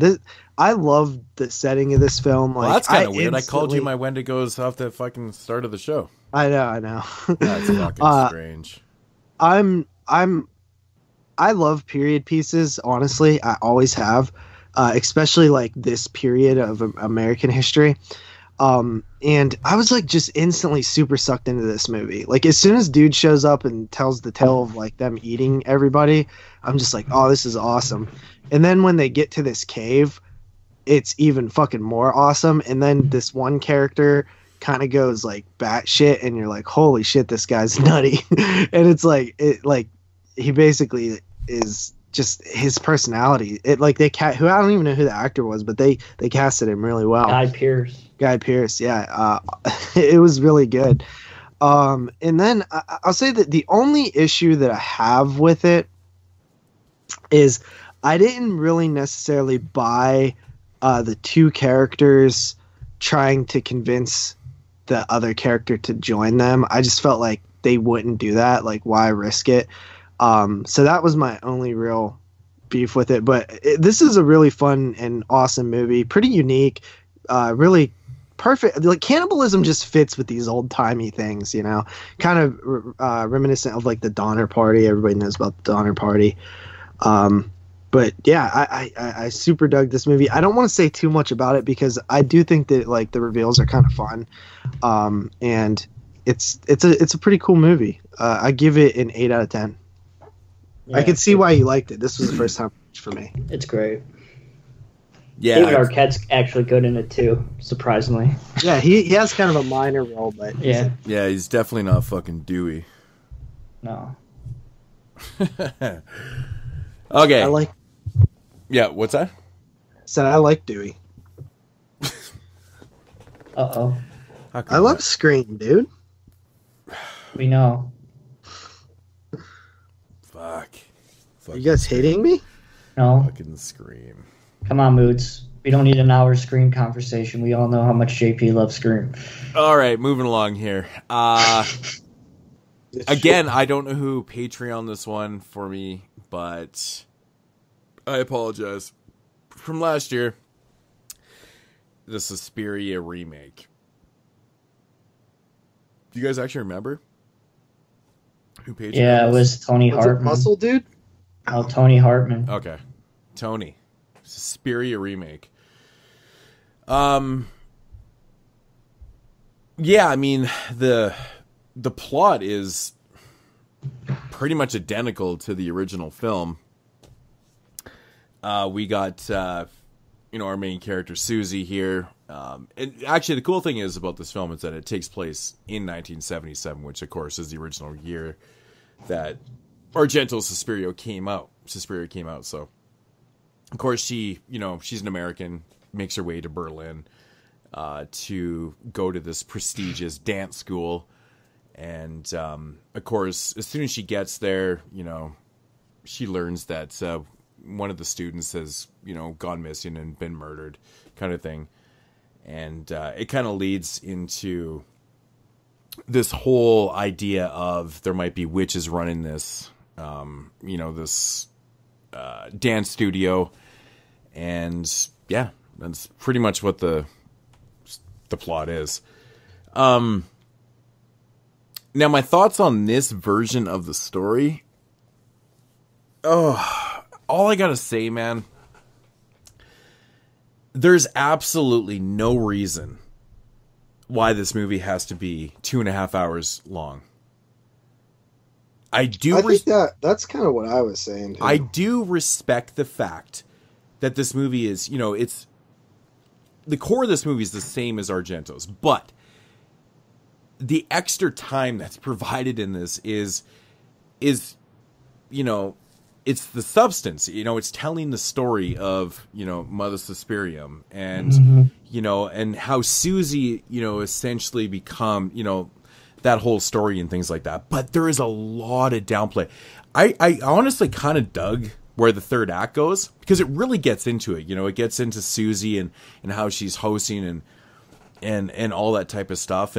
But I think the ride there is a little bit fucking slow. It's really damn slow. I was having problems staying awake watching this damn movie, man. It's very artsy.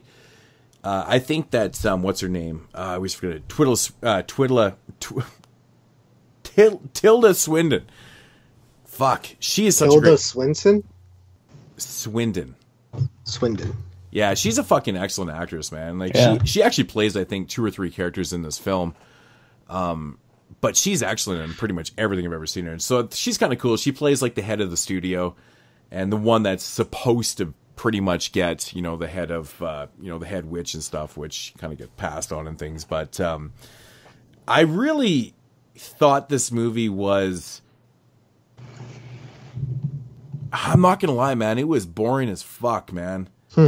Like boring, and it does pick up in the third. I thought the third act, and I do like the idea of how they showcase Susie being the host, kind of this, you know, this host for this witch, and you know, there's a really cool scene where, you know, she's doing this dance routine, for Madame Block, her show, and as she's doing it, she's punishing this other girl like hardcore. I thought that was actually really interesting that they showed that, because, you know, it's showing that she's hosting this, you know, this kind of thing, and she's in a way she's almost kind of chosen, you know, in a sense, right? And I kind of like that whole revelation and shit.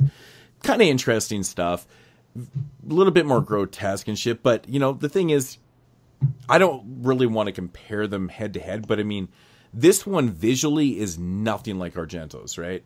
You know, it takes a totally different approach. It kind of takes a bland approach. The music is really dull. You know, it doesn't have that going for it, where Argento's has, you know, the Goblin soundtrack, which is fucking phenomenal. The visuals are amazing in that film. And this is a prime example of, you know, you put these things side by side, and again, you know, a lot of people, the biggest problem they have with the original Suspiria is that it has no substance. Yeah, you're right. It really doesn't have a lot of substance, but what it has is shit that I like. It has great music. It has great visuals. You know, it's a visual film. It has great colors and things like that. There is a story there. You know, it's not as fleshed out as this one. I think this is where this one kind of excels. It does show some pretty insane things going on. I think the third act it's almost laughable. You know, it gets a little bit insane how shit kind of goes down. Like, I don't know, man. I was CG. Yeah, I was smiling a little bit, and I was like, okay, so they really fleshed out this story, and they're really showing, you know, who the fucking witches is. I mean, in the story in the film, it's blatant too. They're just like they're saying names like Mother Suspirium and shit like that, and I'm just like, holy fuck, it's crazy. So they're not really holding anything back, but you know, all in all, it's not a bad movie at all. I just found it was boring as shit, to be honest. Maybe it's the added element of so much story, you know, and I kind of liked it. I do want to rewatch it though, you know. I think it's definitely one of those films that might benefit. I might digress on it even more. I don't know. I don't remember what your guys' thoughts were on the film. Were you guys? I really liked it. I didn't find it like if it was too long, but I didn't find it. Like I did think it could have been shorter, but I didn't find it like boring necessarily. But I also saw it in a theater too. I saw it in theaters too. Yeah, see, definitely a different approach to it. Yeah, when you see it in the theater, I mean, who knows? I might have had a different tune on that, but I mean, to be honest, dude, there's a lot of time before that third act comes up, and it drags, in my opinion. It definitely drags. It's a little bit boring in the story. I can see where you're coming from. You know, and then I thought, I mean, what they did with the third act, I thought was pretty crazy. You know, it goes like fucking batshit in there. Is it needed? I don't know. I mean, is that what people wanted? They wanted to see all that type of stuff? I did like it. When I was talking to Mike about some issues I had with it, I kind of brought down my rating a little bit, but I did think it was pretty good when I saw it. But yeah, that's Dave's number one, by the way. You know, I'll be honest, I'm a little bit shocked by it because I know Dave loves the original Suspiria. Yeah. And then to love the remake that much. I mean, you know, I'm a big fan of the original Suspiria, and I'm not hating on this because it's a remake at all. I really wanted to like love this film, but it's just, again, you know, I think it took a different approach, which I liked. I definitely liked. I just think it's way too fucking long. I think if they just condensed a lot of the shit that was in the middle of the film, you know, keep the third act the way it is. I mean, you know, that's a good third act. You know, it was kind of entertaining. It was fun and stuff. But, you know, I mean, I thought there was a lot of parts in that were kind of bland, though. You know, I mean, with the fucking, you know, the doctor. I mean, the, what's his name? The one with the missing... The old guy. Yeah, the old guy and stuff. Like, a lot of scenes with that and stuff, I thought was really dragging it down, man.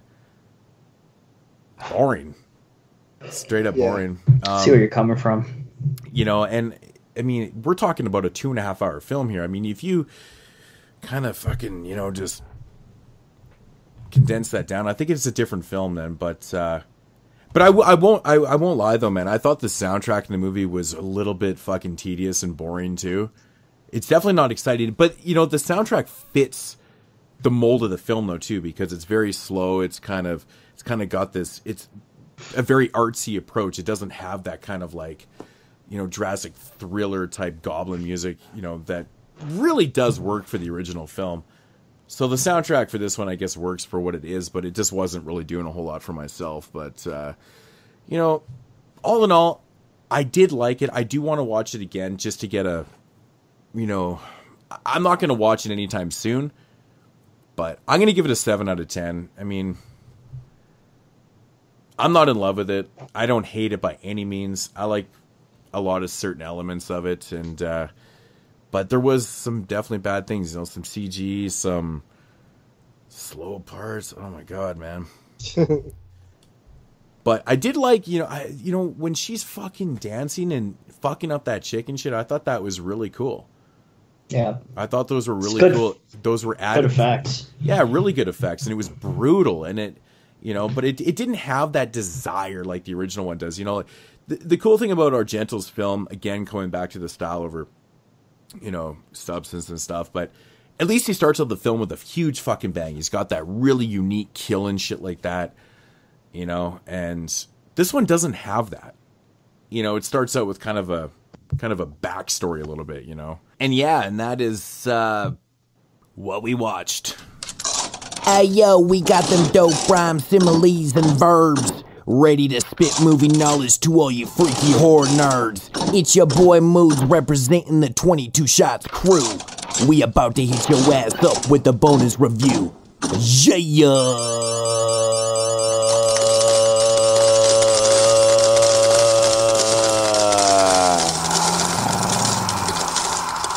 All right, moving along into the bonus review here on episode 158, and this is a Patreon pick, and I don't have a clue who it's coming from. Do you, Jeremy? No. Mr. Patreon? I don't remember who gave us this pick, but I'm assuming it's probably the same person that gave us the Cremator. Ratchet Command. Is it? Did he give us a Cremator too? I don't know. That was Mark Lechem. Oh, okay. I thought maybe it might have been the same person, considering that movie was a Czechoslovakian film, and this one also is a movie from Czechoslovakia from 1970, and it goes by the title of Valerie and Her Week of Wonders.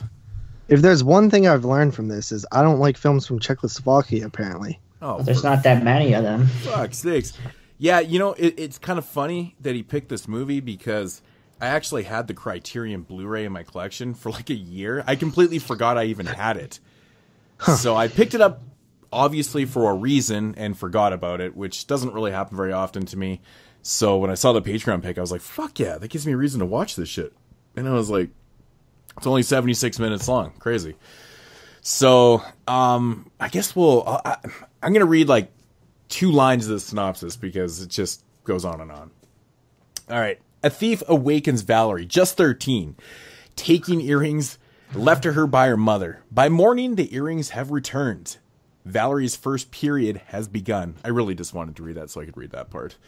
And a trope and a missionary have arrived in her 19th century town. Yeah, this movie right here is weird. Sucks. It's pretty much non-linear. How could you say it sucks? Are you saying it sucks because you don't like it? Or I'm saying it sucks because I don't know what the fuck's going on. That's the point. It's a non-linear story. It's basically... how can you even tell that? What do you mean? How can you tell what? It is non-linear. Because I didn't know that. Well, because it's set in half reality and half fantasy, right? She's having, you know, basically all the visions and things like that are more in her mind. It's more, you know, fantasy. I mean... And see, I didn't even... How can you tell that, though? I don't know, just by watching it, I guess.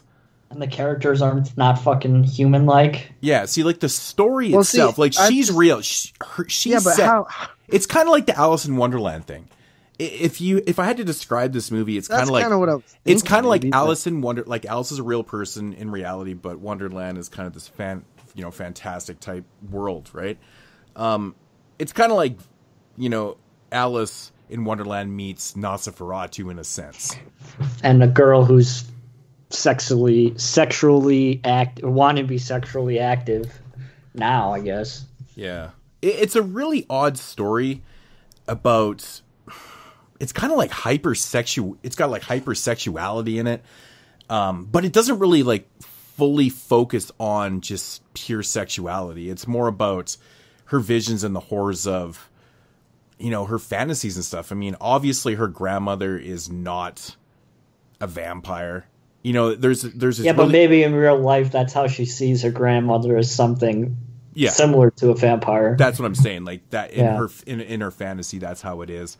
The constable or the priest or whatever, he's kind of an interesting character too, because he, at one point in the film actually accuses her of being a witch, and she's got kind of these special powers, but that's not in her reality. That's in her fantasy where, she survives the witch burning or burning at the stake by swallowing the earrings from her mother. The pearl. Yeah, the pearl. Didn't the guy give her the pearl? Yeah, but he stole them from her, who was her mother's. Yeah, they were originally from her. He stole it from her at the beginning of the movie. Don't you fucking pay attention to this shit? Yeah, so those were actually her mom's. That. And for you didn't pay attention to the cremator, not paying attention to this shit? Like, Jesus. I paid attention to the cremator, dude. I just didn't get it. Yeah, I didn't look up anything about this movie either. Me neither, but that's like pretty obvious.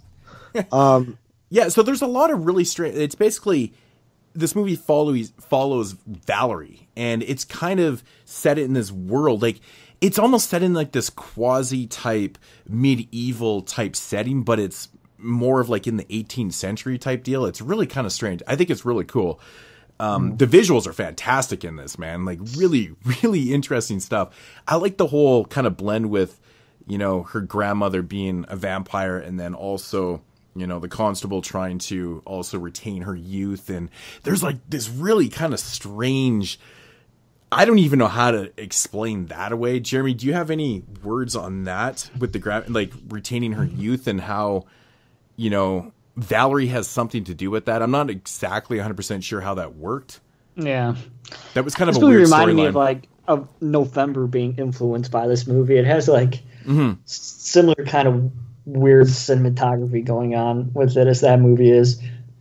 It's really quirky in all aspects. So not only are the characters really quirky because they're not real, like they're more fantasy type characters, but you have a scene where Valerie's watching these girls in this river, and this girl's holding this fish and she's putting it down her shirt and shit. And I'm just like, what the fuck? Like, who does things like that? It's like very odd. Well, in Valerie's mind, she must think about that for some weird ass reason. But I'm thinking to myself, I'm like, why would you ever envision something like that, watching people do things like that? And I don't know. And then there's this really kind of odd subplot where one of the characters may or may not be her brother. I think it does come out that it's actually that he's technically Orlick or whatever his name is not her brother. Egglet. You talking about Egglet? Yeah. The main guy that she's after. Yeah. So I was just calling him Egglet. I'm not sure what his name is, but that's how it was. I think it's supposed to be Orlick or something like that. But he may or may not be her brother. And it's funny too, because when you're watching these characters talk, it's okay, Joe. I'm not your sister. That means we could have sex again. I know, right? Because he's totally hitting on her, but he's saying that he's not. At one point, he says he's not her brother, and there's even a point where the priest actually, again, going back to the whole, she sees everybody as a monster, like her grandma as a monster and stuff, and the constable, the priest. So, why do you think? I don't know. It's just, it's fantasy, man. I mean, anything goes in fantasy. That's the beauty of fantasy films, is that it doesn't matter. But that's the problem with films. Like, if it's a film, there has to be something that I could take away from it. Well, I'm just watching this and I'm like, what the fuck does any of this mean? It just seems so pretentious to me. It's I'm just going to do a bunch of random shit. And you're going to wonder why. And I'm not going to tell you. See, I kind of take it back to that whole, I mean, it's obviously a very artsy film, and this movie was heavily criticized when it first came out. I like the cremator way more than this one. Yeah, this movie was really heavily criticized for when it came out because, you know, Czechoslovakia, they're just like, oh, it's just too artsy. We can't fucking do anything. There's underage nudity. Yeah. Well, I mean, in those days, it wasn't I don't see how that's legal here to even have this on Blu-ray. I know, it's crazy, right? Yeah, that girl's 13 in this movie, and how did you know that? I looked up her age. I meant Jeremy. You look it up. It's in the booklet. I have the Criterion too. You read it. Really? Yeah. Yeah. Did you buy that? You know, a long time ago. The other crazy thing about her starring in this film is that I was looking on just some, you know, factual stuff about it, and she had her mom on the set pretty much the entire film, and I'm like, so her mom was cool with her showing her boobs in this movie? Well, you got to also understand that, like, Western culture is, like, way different with, like, nudity stuff and, like, sex stuff. Like, that's why you can get away with this, because it was all right in those days. It wasn't frowned upon like it is in the Western world and stuff. So, but I mean, I think the overall the film itself, I mean, obviously is just spewing metaphors and stuff. But the thing is, I don't know much about, you know, like the what? Czechoslovakian culture and things. Well, that's the thing. I mean, it's just like when people try to break down a David Lynch movie and shit, and he tells you that but I feel like David Lynch is fibbing, because like there's definitely shit in Eraserhead that I'm like, no, there's something there, you fuck. Don't lie to me, because I'm watching it and I'm making connections. You might have did it subconsciously, but you're fucking making sense with some of this stuff. Mm-hmm.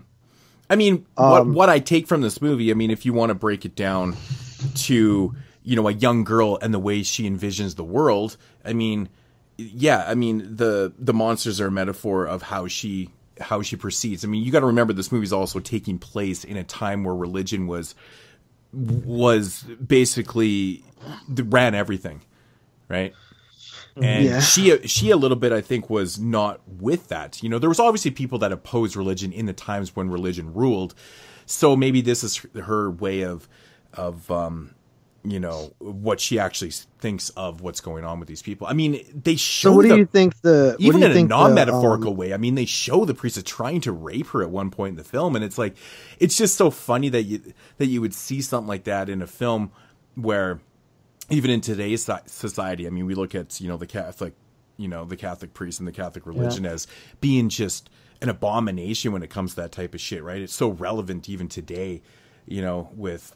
Obviously, that stuff goes on constantly, but it's interesting. It's in a film out of Czechoslovakia in 1970 when you have this type of imagery in there, and so who knows, right? I mean, it's always hard to say exactly what the director is trying to say with the metaphors. So I mean, what did you get out of the? You can only good.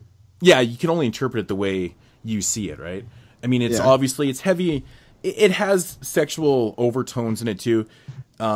I was actually a little bit confused on this I guess the lesbian scene, really, with her and the older girl that's in this one. Jeremy, what did maybe she likes lesbians. But what exactly, like, that scene just kind of seemed to come out of nowhere for me a little bit. Maybe it's just her repressed fucking sexual. I think that's what all this women. movie is. It could have been. All this movie. So what do you think? What do you make of the dude saying that they're brother and sister? What do you think that meant? Well, no, he was saying that he wasn't. Other people were saying that. Yeah, but wasn't at first she said, like, who's your dad, or like he told her who his dad was or something, and then I thought she was the one that initiated that. I think, doesn't her grandma mention something about him being her father? Oh, maybe it is her. I don't know. Yeah. And I watched it 2.5 weeks ago already, so. Yeah, I actually watched this one. Well, he got brought up a couple times being the father of the son of her father, but maybe different mother. Yeah, I don't know. What do you think? What do you take the vampire mom grandmother thing? What do you think that's about?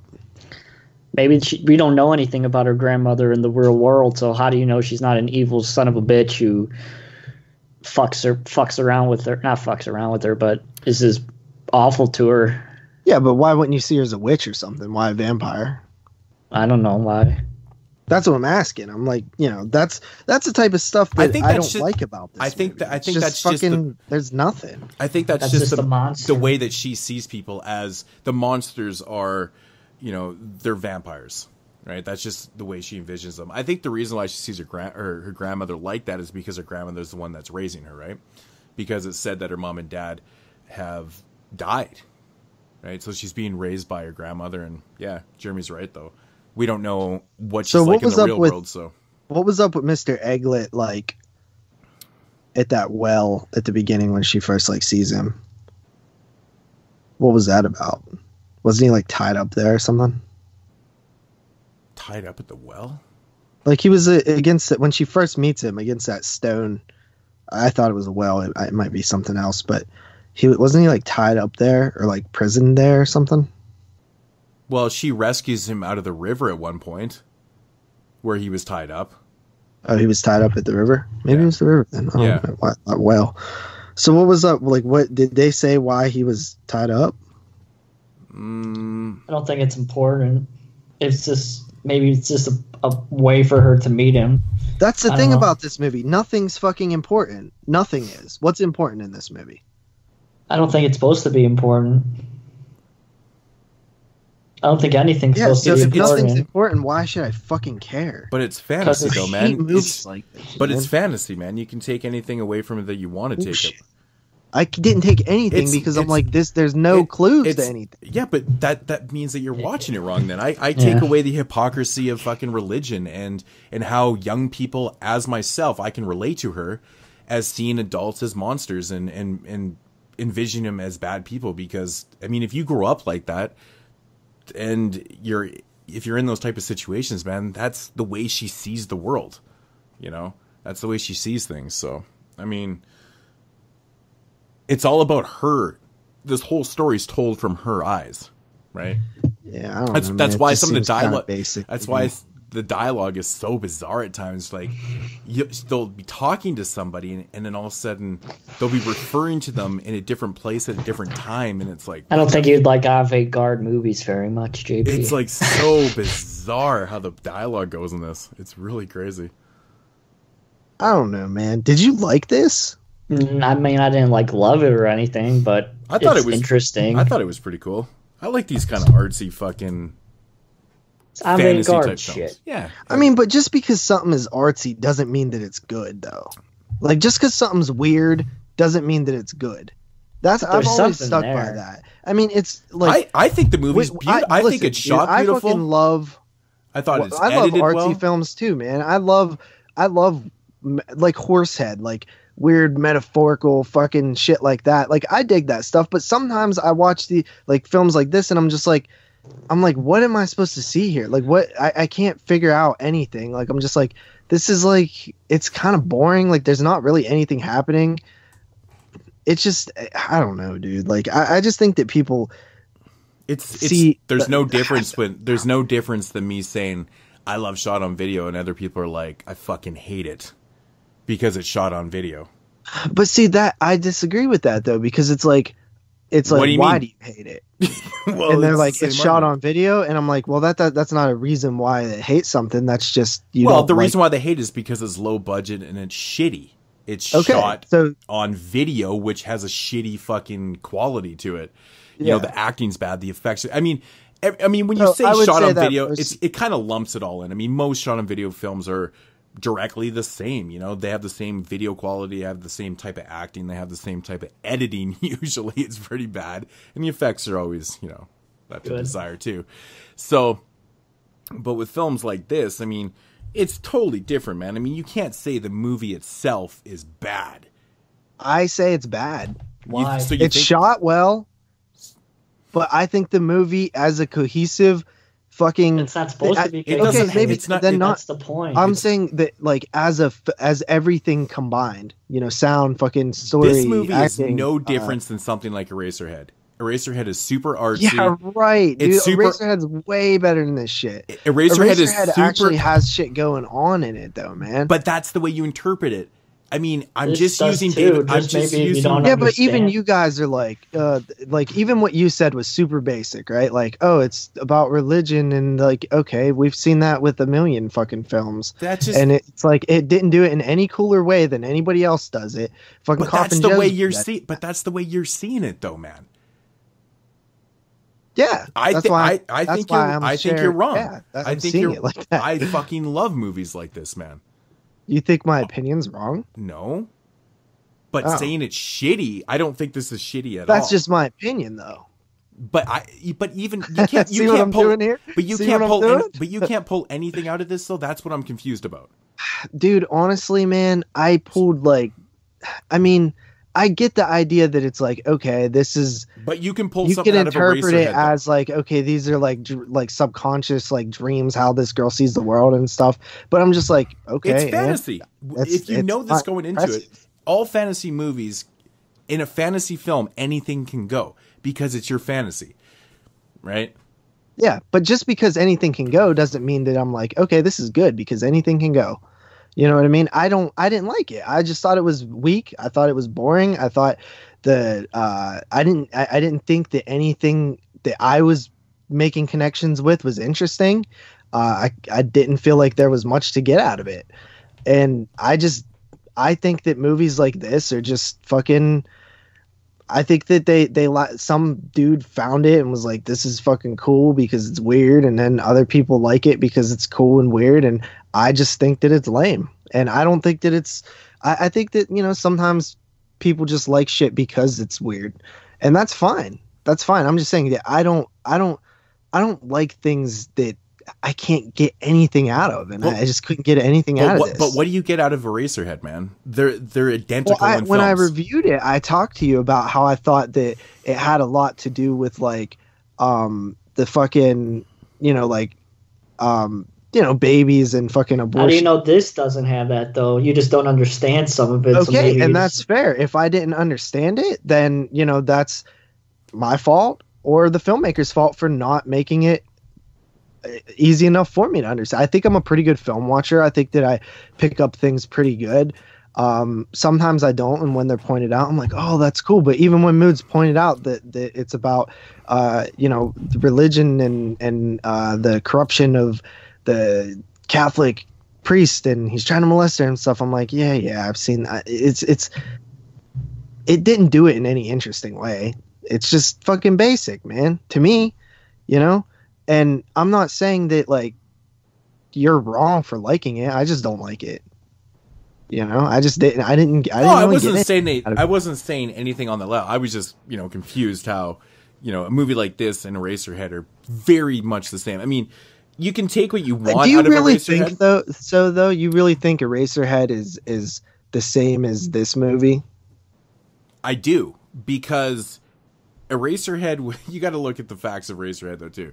This movie was a college film that he made over so many years. And every time he got money, he just go and build a set and fucking shoot something. At the end, he just put everything together, made a fucking movie, right? I mean, come on, man. I mean, when he says there's no real interpretation to the film, I mean, fuck, if it's out of his mouth, who's to say he's lying? A lot of people say that just to mislead people. But who else says that? I've never heard another director say, "Hey, my movie doesn't mean shit." Well, I don't know, dude. But I don't fucking know. But he clearly the reason why I don't buy that is like you look at his other films and like all of them have that fucking like hidden meaning, like not saying it out directly, but like so I'm like, why wouldn't dude? Like I don't know, dude. I just don't believe that Eraserhead. David Lynch makes Nightmare Logic movies. Could he not have had ideas subconsciously and they bled out onto the screen and he just doesn't know? Is that not possible? Of course, that's possible.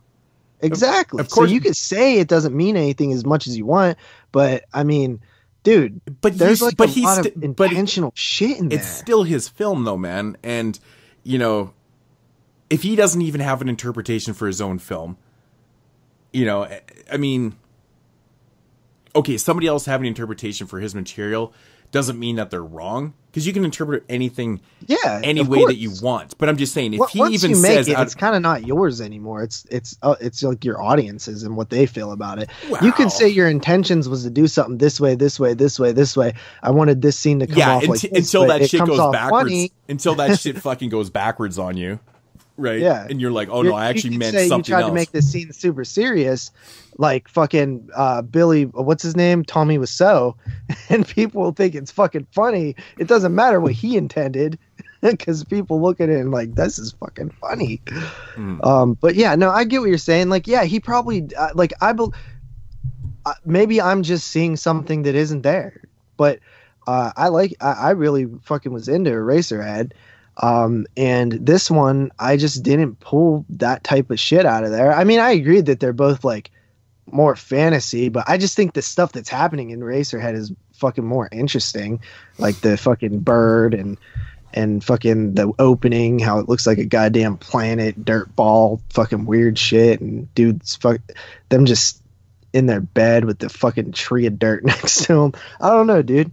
But then it comes down to visuals though too. I mean, really, yeah, I agree. The visuals in Eraserhead are probably more interesting than this, for sure. Mm-hmm. But I mean, you got to admit though, that movie is essentially a series of visuals. It goes from scene to scene. It's so fucking weird and strange. I mean, it's very non-linear. It's a nightmare.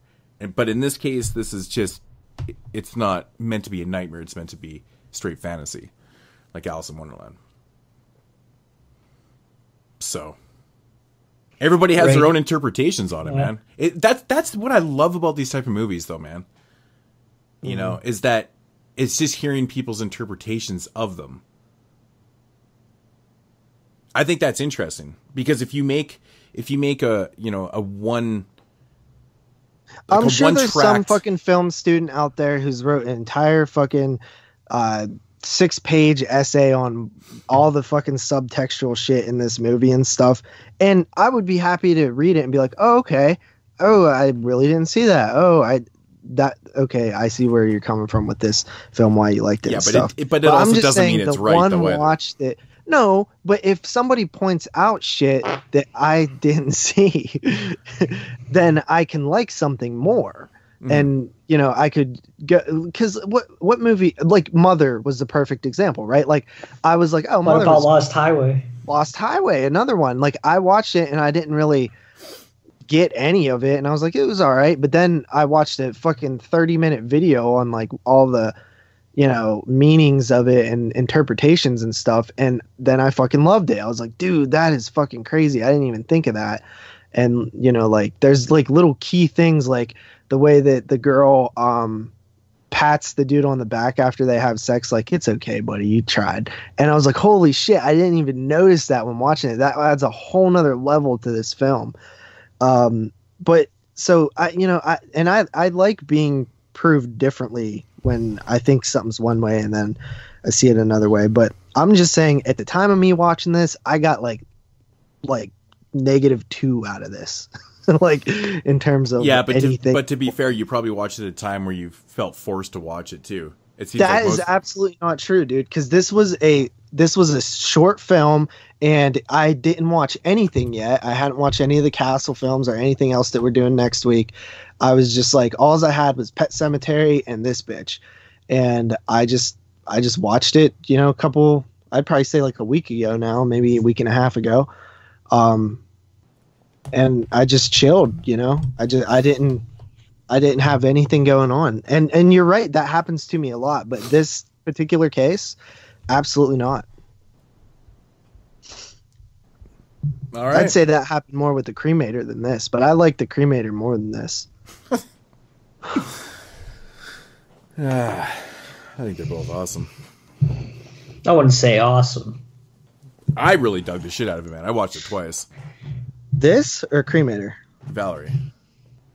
I mean, maybe the second viewing would. I mean, honestly, I was pretty jarred with like, the fuck is this? Dude, it's the rhythm of the movie, man. It's like the first time around, I was like, of course, I was confused as shit. And I'm like, the fuck, man? I'm like, this is, obviously fantasy, but I'm like trying to make sense of some shit. And I watched it again and I was like, man, it flows. So that's one thing I like about it though. It's 76, 77 minutes long, but it just flies by, man. I don't know what it was, but it just has this kind of rhythmic appeal to it. It's got this aesthetic to it. And it's so weird, but still, because it doesn't have the aesthetic of a horror film, but yet it has monsters in it, and it has this fantasy overtone to it, but it's set in like the fucking 1700s. It's just very bizarre to me how all these things are kind of working together, which they generally shouldn't. This is based on a novel, actually. Oh, yeah, I didn't even know that. But so maybe there would be more to the novel. Mm-hmm. Obviously, I'm not going to read it. It's called... I don't know Czech either. It's called Vitislav Nezval. There's probably an English translated version of it for sure. This is... what year did this come out? 1970. What year did Cremator come out? 68 or 69 or something. Yeah. So this is like part of that fucking wave of Czech films. The new way it says Czech. Yeah, well, this film, it didn't get banned outright. They said, but they wouldn't show it because it said it was too artsy. Yeah, Czechoslovakia is definitely a different whole nother fucking. But then again, it even says like in the essay in here and stuff too. This movie came out at the same time as when Polanski did his Fearless Vampires film and Hour of the Wolf and all the late 60s, those kind of hypersexual films and shit like that. It just kind of fell into that mold, right? So it's kind of a product of its time in a sense, I guess, a little bit too. So I'm trying to see if there's a single Czechoslovakian like horror film that I've seen that isn't these two. I'm not seeing anything. All right, Jeremy, what do you rate this one? 7. Man, I can't believe that you actually... I thought you'd be a little bit higher on this. Seems very up your pretentious alley. Whoa. The Ravenous is Czech. It's a Czechoslovakian co-production. Yeah. How about that? They probably shot it there, right? Maybe. I gave it a 4. All right, I'm in an 8.5. I think it's like a pretty unique coming of age story. Definitely unique. We'll use that. But I don't know, man. It's really fucking tripping me, man. The lead actress in this movie looks exactly like Danielle Harris. It's fucked up. It's really crazy. And I don't know if it's like completely wrong. It's like she's really, really beautiful. She's like 13 years old, though. I don't know if that's wrong to say, but I pedophile alert. I watched it fucking twice, not because it showed her tits in it, because I was fucking confused the first time. You don't even really see them that much anyway. But to be honest, they're small. The first time I watched this, the reason why I did rewatch is because the first time I watched this, I kept getting interrupted. I was watching at a bad time, and so I was like, I need to rewatch this. But yeah, I mean, it is true. I mean, you get to see him and stuff, but but yeah, she was definitely a good-looking girl. I don't know if that's right. It's still fucking weird to see that shit, man. You just don't see that in American FBI, films. open up. Yeah. Who knows, man? I mean, fuck. Do you know a hairless Jewish man? We just took him in last week, too. I mean, really, even having this thing in the collection, someone gets whiffed of it, it's like, it's got 13-year-old titties in there. He's got underage porn in his fucking house. Yeah, right? That's what it feels like. Yeah, that's kind of strange. But it's Criterion, though. It's classy underage porn, I guess, right? Because it's Criterion. Yeah, right, Criterion. And the fucking transfer on this thing, holy shit balls. Like, really fucking good, man. Criterion only does good. Yeah, but it's really good, though. I think I watched on... What did I watch it? Vimeo or something? They probably had the Criterion on there, I would assume. I would assume. Yeah, I don't know, man.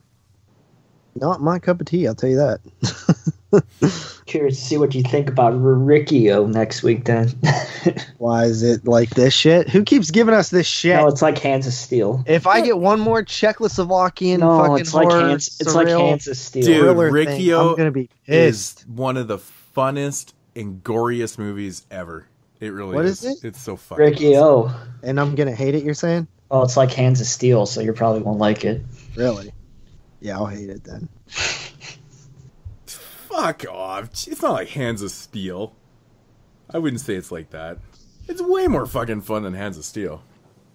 Yeah, but it's And like that gory. kind of over-the-top kind of shit that JP doesn't like. Yeah, it's got ridiculous gore. Fucking, dude. I love gore, by the way. Oh, I'm just, Hands of Steel just was fucking boring and sucked. No. No, it doesn't. All right, well, I guess that's it for the bonus review. And, yeah, stick around for the featured review.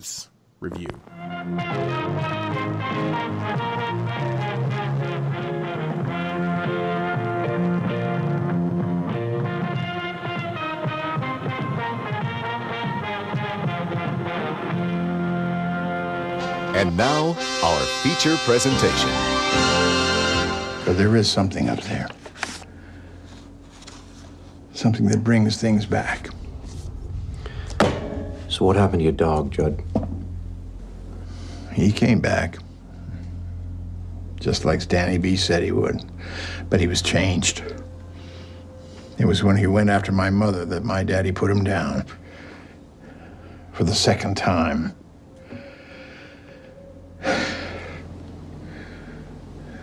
Sometimes dead is better. Oh, yeah. Getting into the featured review here on episode 158 here on the 22 Shots of Moods and Horror. And out of the blue, we have a special guest here for the main review. What's up, Mikey? What's going on? What's up? Question. What is the deal with fucking grocery stores in the hood where the employees that work there like to hang out there when they're not working? It's a random question. It's been on my mind all day because I was shopping after work on a Friday to get some beer and shit, and I'm like, why the fuck is there like 5 employees that work here just hanging out? When you have that local grocery store, you know you see all the familiar faces. So I decided to start off with a random fucking question because I haven't been able to ask it to anyone this whole time. So were they just waiting for the Chinese food to be able to give away for free or something? Did they have like a time limit on that shit or what? The Chinese food's at our premium hood grocery store. This was like the hood grocery store where you go when you want to spend as the least amount as possible. So, sorry about derailing things right off the bat, but I had to get that off my fucking mind. That's awesome, man. But, yeah, we are here, of course, to talk about the 2019 re-adaptation. Yeah. Yes, that's the thing. Is it a remake or is it an adaptation, adaptation? Everybody gets so up in arms every time you say the wrong re-word. So they did it before. It just started now with it because everybody was mad that people were calling it a remake. That's the first time I ever heard somebody complain about calling it adaptation a remake. Yeah, so the latest adaptation of Pet Sematery here in 2019. Yeah, I don't know what it is, but this is a film that I never really thought that was actually going to get readaptated. I don't know about you guys. Readapted. I don't even know what the fuck English I'm talking about right now. But I figured it would one day, but like I honestly 30 years soon. Yeah. I mean, I guess it kind of makes sense. 30-year anniversary. So, if you guys are unfamiliar with the synopsis, Dr. Lewis Creed and his wife Rachel relocate from Boston to rural Maine with their 2 young children. The couple soon discover a mysterious burial ground hidden deep in the woods near their new home. Yeah, so we're gonna go spoiler free on the first section here, and then we'll do some spoilers at the end because the third act really is completely different than the original film, and I do want to touch on it. Yeah. But keep it light so far. So, to start off, the first like major positive that I saw with this film is I was expecting Judd Crandall's character to be not good at all, especially because I'm a pretty big fan of Fred Gwynne in the original. You guys know that I love the original film a lot. Oh, down that road. Yeah. Dude, exactly. your jaw hurts every time you talk about it, man. Yeah. So I was actually fine with the new Judd character. He wasn't as good. He was different, but I found him likable, and I thought that it was a good pick. So that was the one thing that I did like at the beginning. You notice that he had like yellow shit around his mouth the entire movie? No, I did not. Yeah, he had like this like brown something around his mouth the entire movie. Anyway, yeah, he does a good job.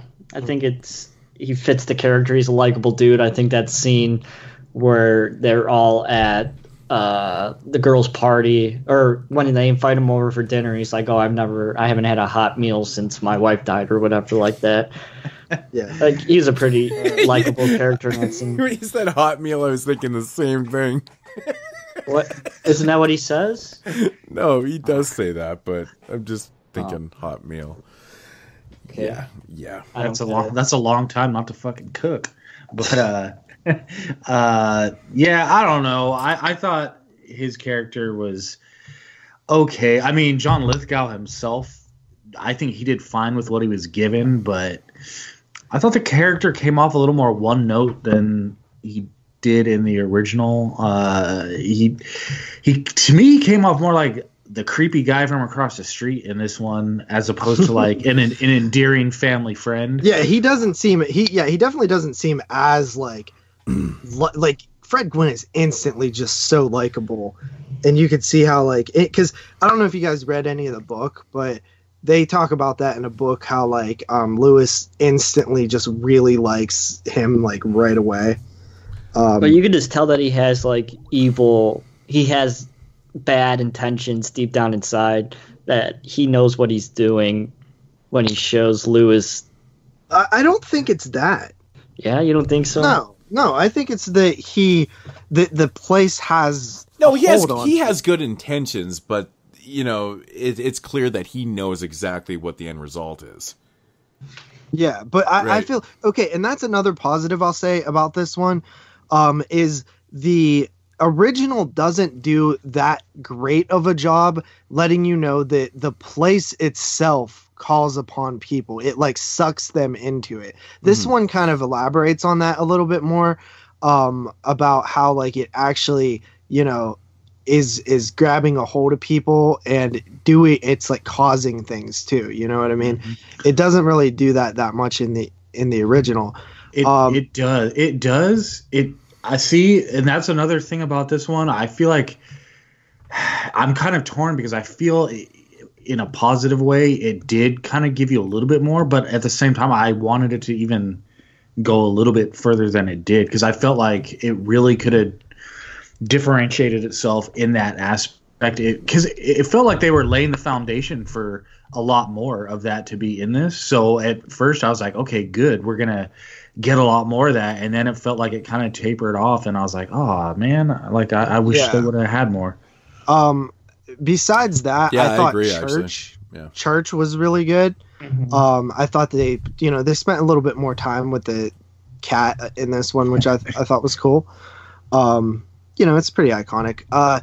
Everything else I pretty much didn't like, dude. Like, I'm gonna compare it. I hated the twist. I'm gonna compare it a little bit to the original. I did like the swerve in the character switch. However, like the marketing completely ruined that for me. I didn't like it. I didn't like how it was done, but I liked that it was done. Yeah, you know what I mean? See, for me.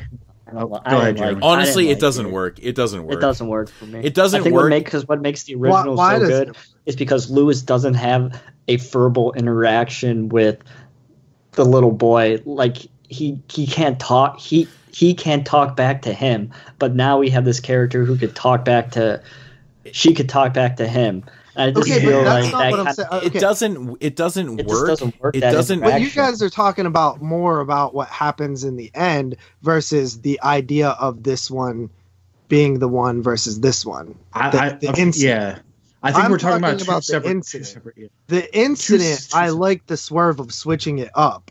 What happened if they killed them both? That would have been even better. I don't like switching it up, man, at all, because I don't think it works at all. Because yeah, but the incident though, what, like the actual, how the person gets killed? No, like just the fact that they the switch up itself and then everything that happens after is. We're not talking about like the interactions later. We're just talking about the idea of switching the characters. Because it makes it more exciting. Had I not been spoiled, I would have been, oh shit, that would have been awesome, you know? Yeah, no, I get that. I get that. But at the same time, I mean, for myself, I mean, I just, having the switch in the death, to me is, there's the emotions out the window. Right? Well, they just didn't do it right. Honestly, but I don't think it even matters though. That's my big thing. I think it works in the original Pet Sematery. Having a fucking 3-year-old or whatever die like that is so emotional, dude. It's fucking so brutal. Yeah, but having it's not going to be less emotional if it's your daughter. Having a 12-year-old girl, like for a viewer to see that, it's not the same type of fucking. I would get so much more enthralled in seeing a fucking little kid die than a 12-year-old girl. Like I don't connect with that at all. I'm just I would find it equally disturbing. I don't think I saw either of them get hit by a car. Honestly, of course. But in a movie sense, it works so much better as a young child, right? I understand why they did a switch. It also works better though because it's shot better. The incident is like over the top.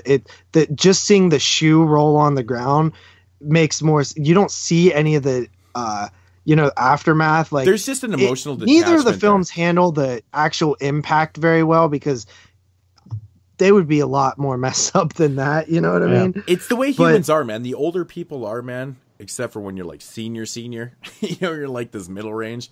You just don't have that connection, man. I don't know, man. I can't make that same connection. A 3-year-old to a 12. I'm just like, dude, it's so much more dramatic when a 3-year-old gets fucking taken and one's not. And a 12-year-old. It's like, dude, I don't know, man. I don't like the switch up. I don't think it works. Okay, on a personal aspect, I am, my sister was, 1 or something when she died, and I've had other people in my family who died a little bit later in life, and I don't know. Like the longer I know somebody, the more impactful it is for me. The way you're going to set up the dramatics in there, though, man, 3-year-old versus 12-year-old girl, it's just, the little boy every time is going to win that. For me, the swerve itself was kind of inconsequential. Like, either kid that dies, there's going to be somewhat of an emotional impact. To me, where things go wrong with the switch is what happens after when she comes that's back. Where that's where I'm like, okay, they totally ruined this. And it made me second guess the switch at that point, but that has more to do with how they decided to make the characters when they came back. And I was like, man, agree.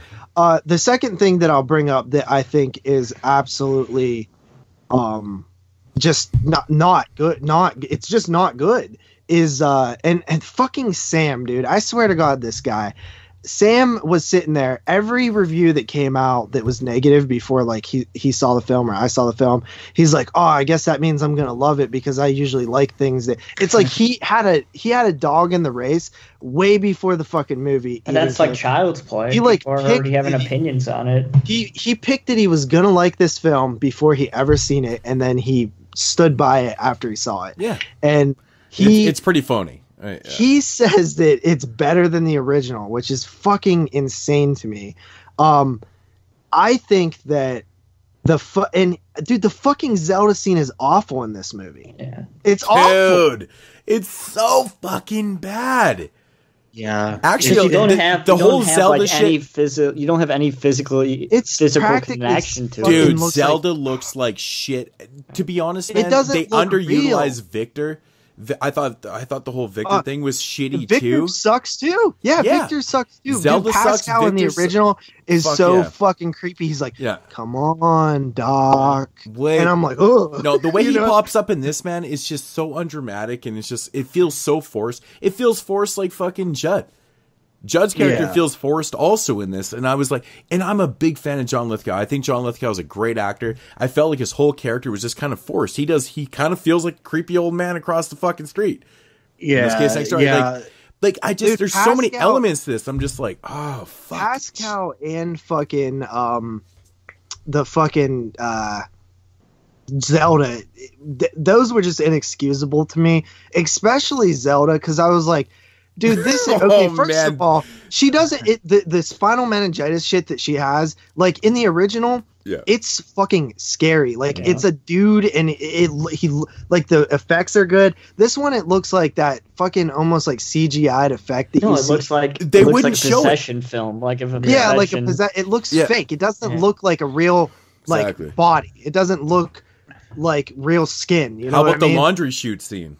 And that is fucking dumb too. Oh, I was like, dude, so dumb. It's so dumb. Literally laughed out loud in the theater by myself.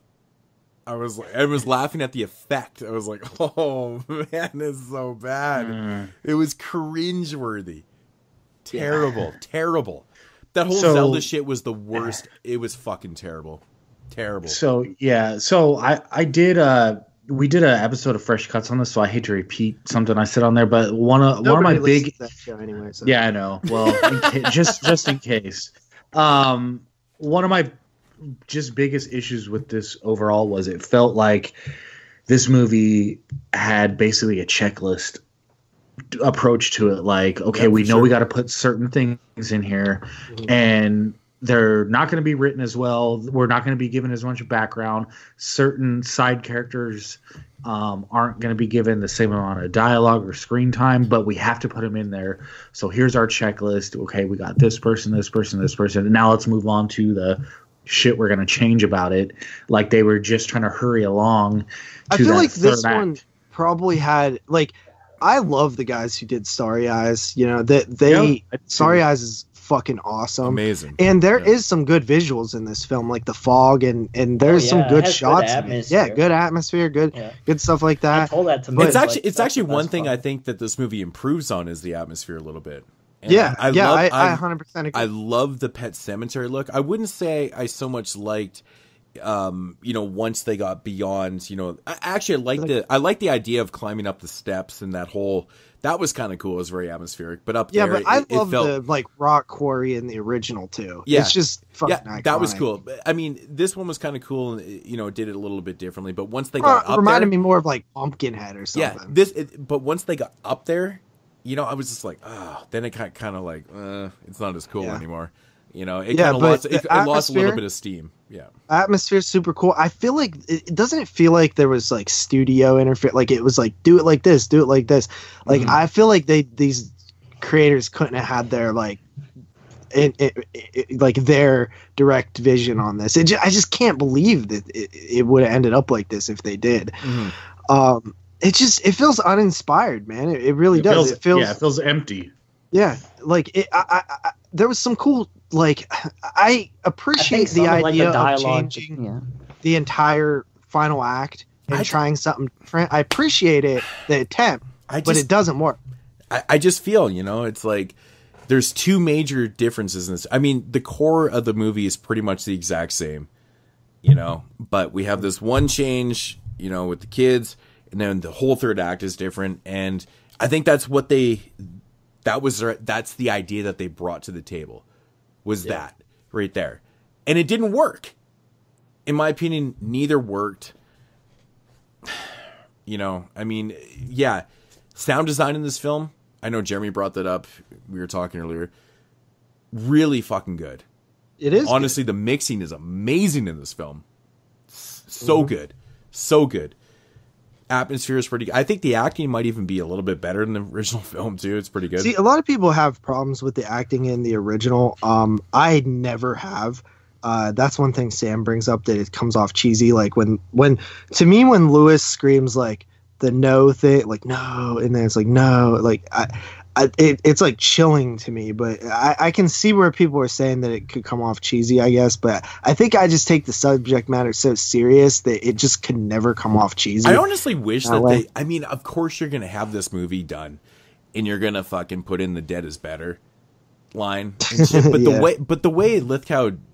I just feel like the ground is soiled, sour. Whatever. Yeah, like they're just kind of shooting it, and he just says it, and they're like, "Oh, that's perfect, first take." That's the way I took it from that. I was like, "Really? That was it?" Like it felt so. It felt like a throwaway line in this. It felt uninspired. It felt exactly. It felt like it was there to homage and that iconic line, and I'm just like, man, it didn't hold any merit, it didn't have any grip.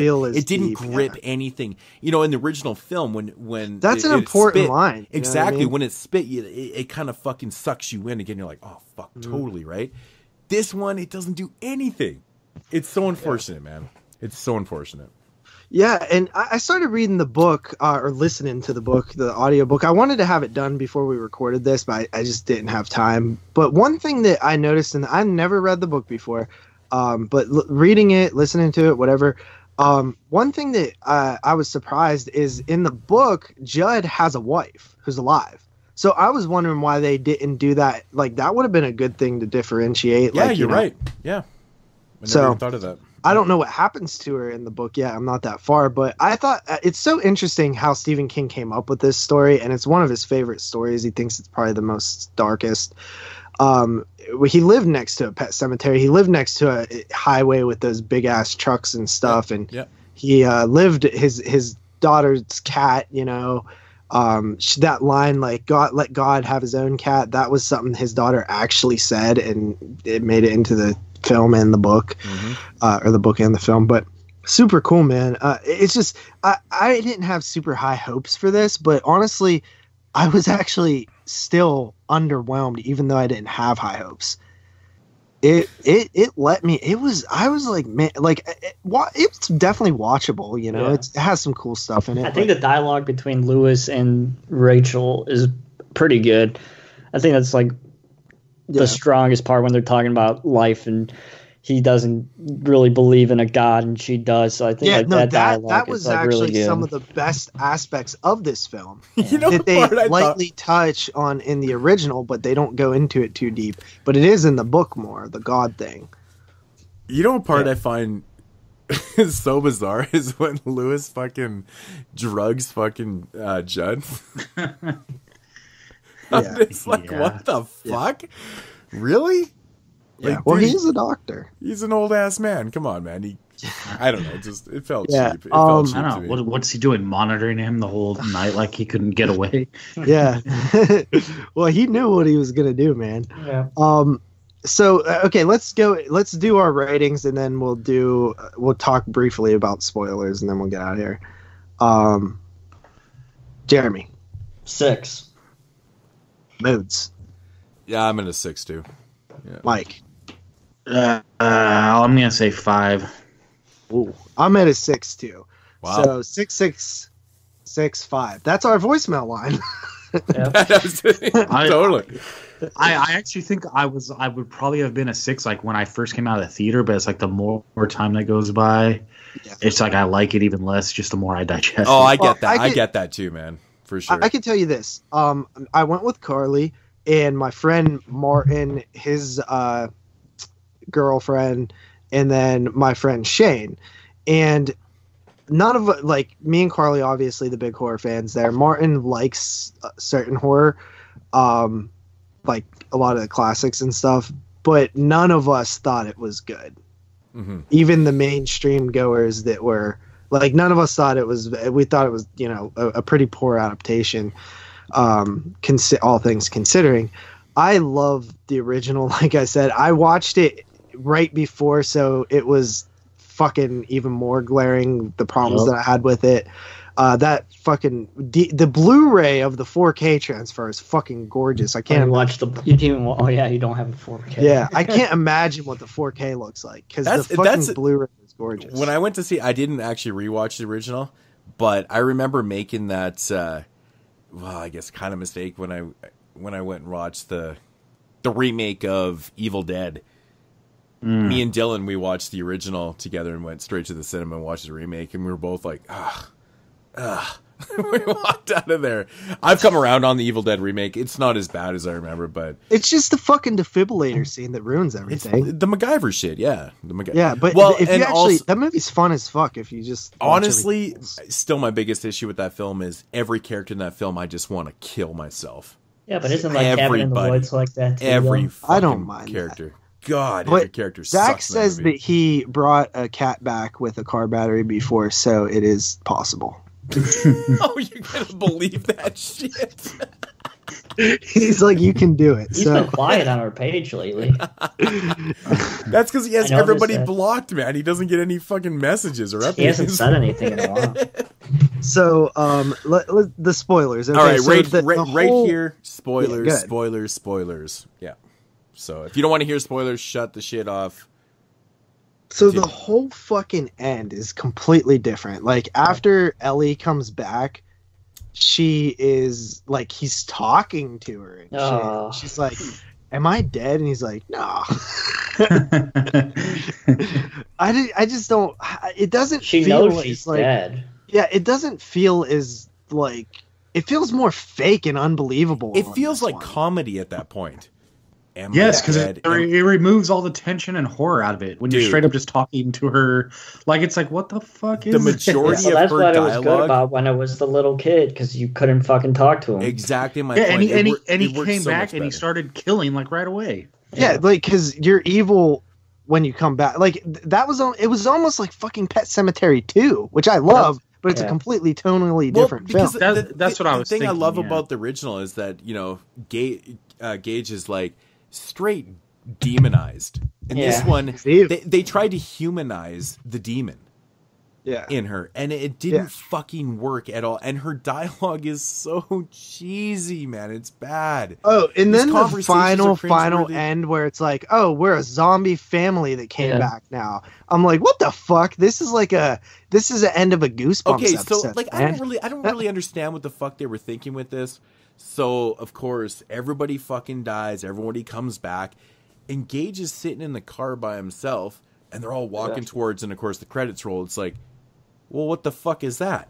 They're gonna kill Gage and bury him up there too. Exactly. Which is a good like, I like the darkness of it, but at the same time, it's fucking cheesy that they're all just like, we're a zombie family. Exactly. Yeah, I mean, super cheesy. The point? There's no reference to why they would even be doing like. Well, I agree. I thought they would just come back and murder people and not. Yeah. Why would they want to bring them back? No. And I agree with JP. I thought immediately of Pet Sematery 2, which I think has its merits as a movie, but it's such a different movie. Oh, fuck that movie. It makes sense in Pet Sematery 2 why that. Yeah, because the world is this one.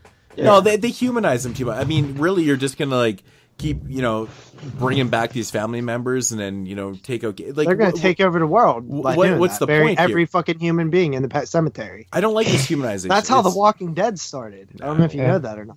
I don't like that shit, man. One bit.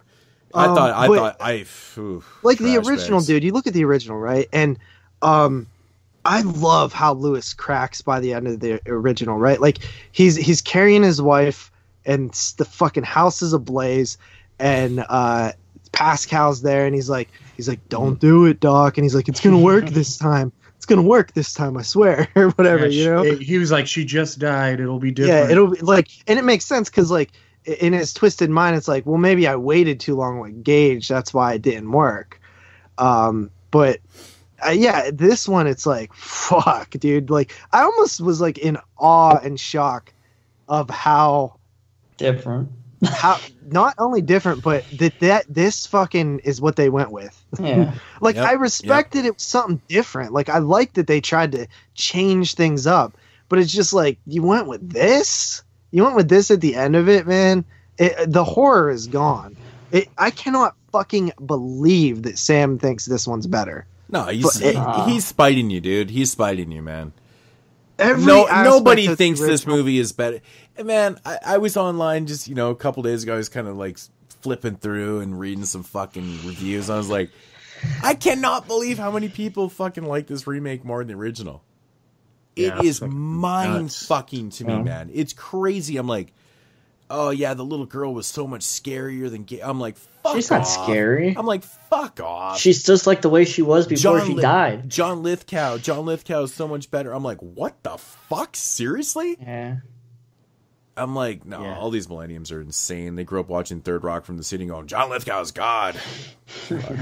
I mean, I like John Lithgow, but he was not. No, dude, I'm a big fucking fan. I'm a big fucking fan too. But I mean, when you're not given anything to work with, it's hard to, Yeah, I don't put it on John Lithgow at all. I just put it on what he was given.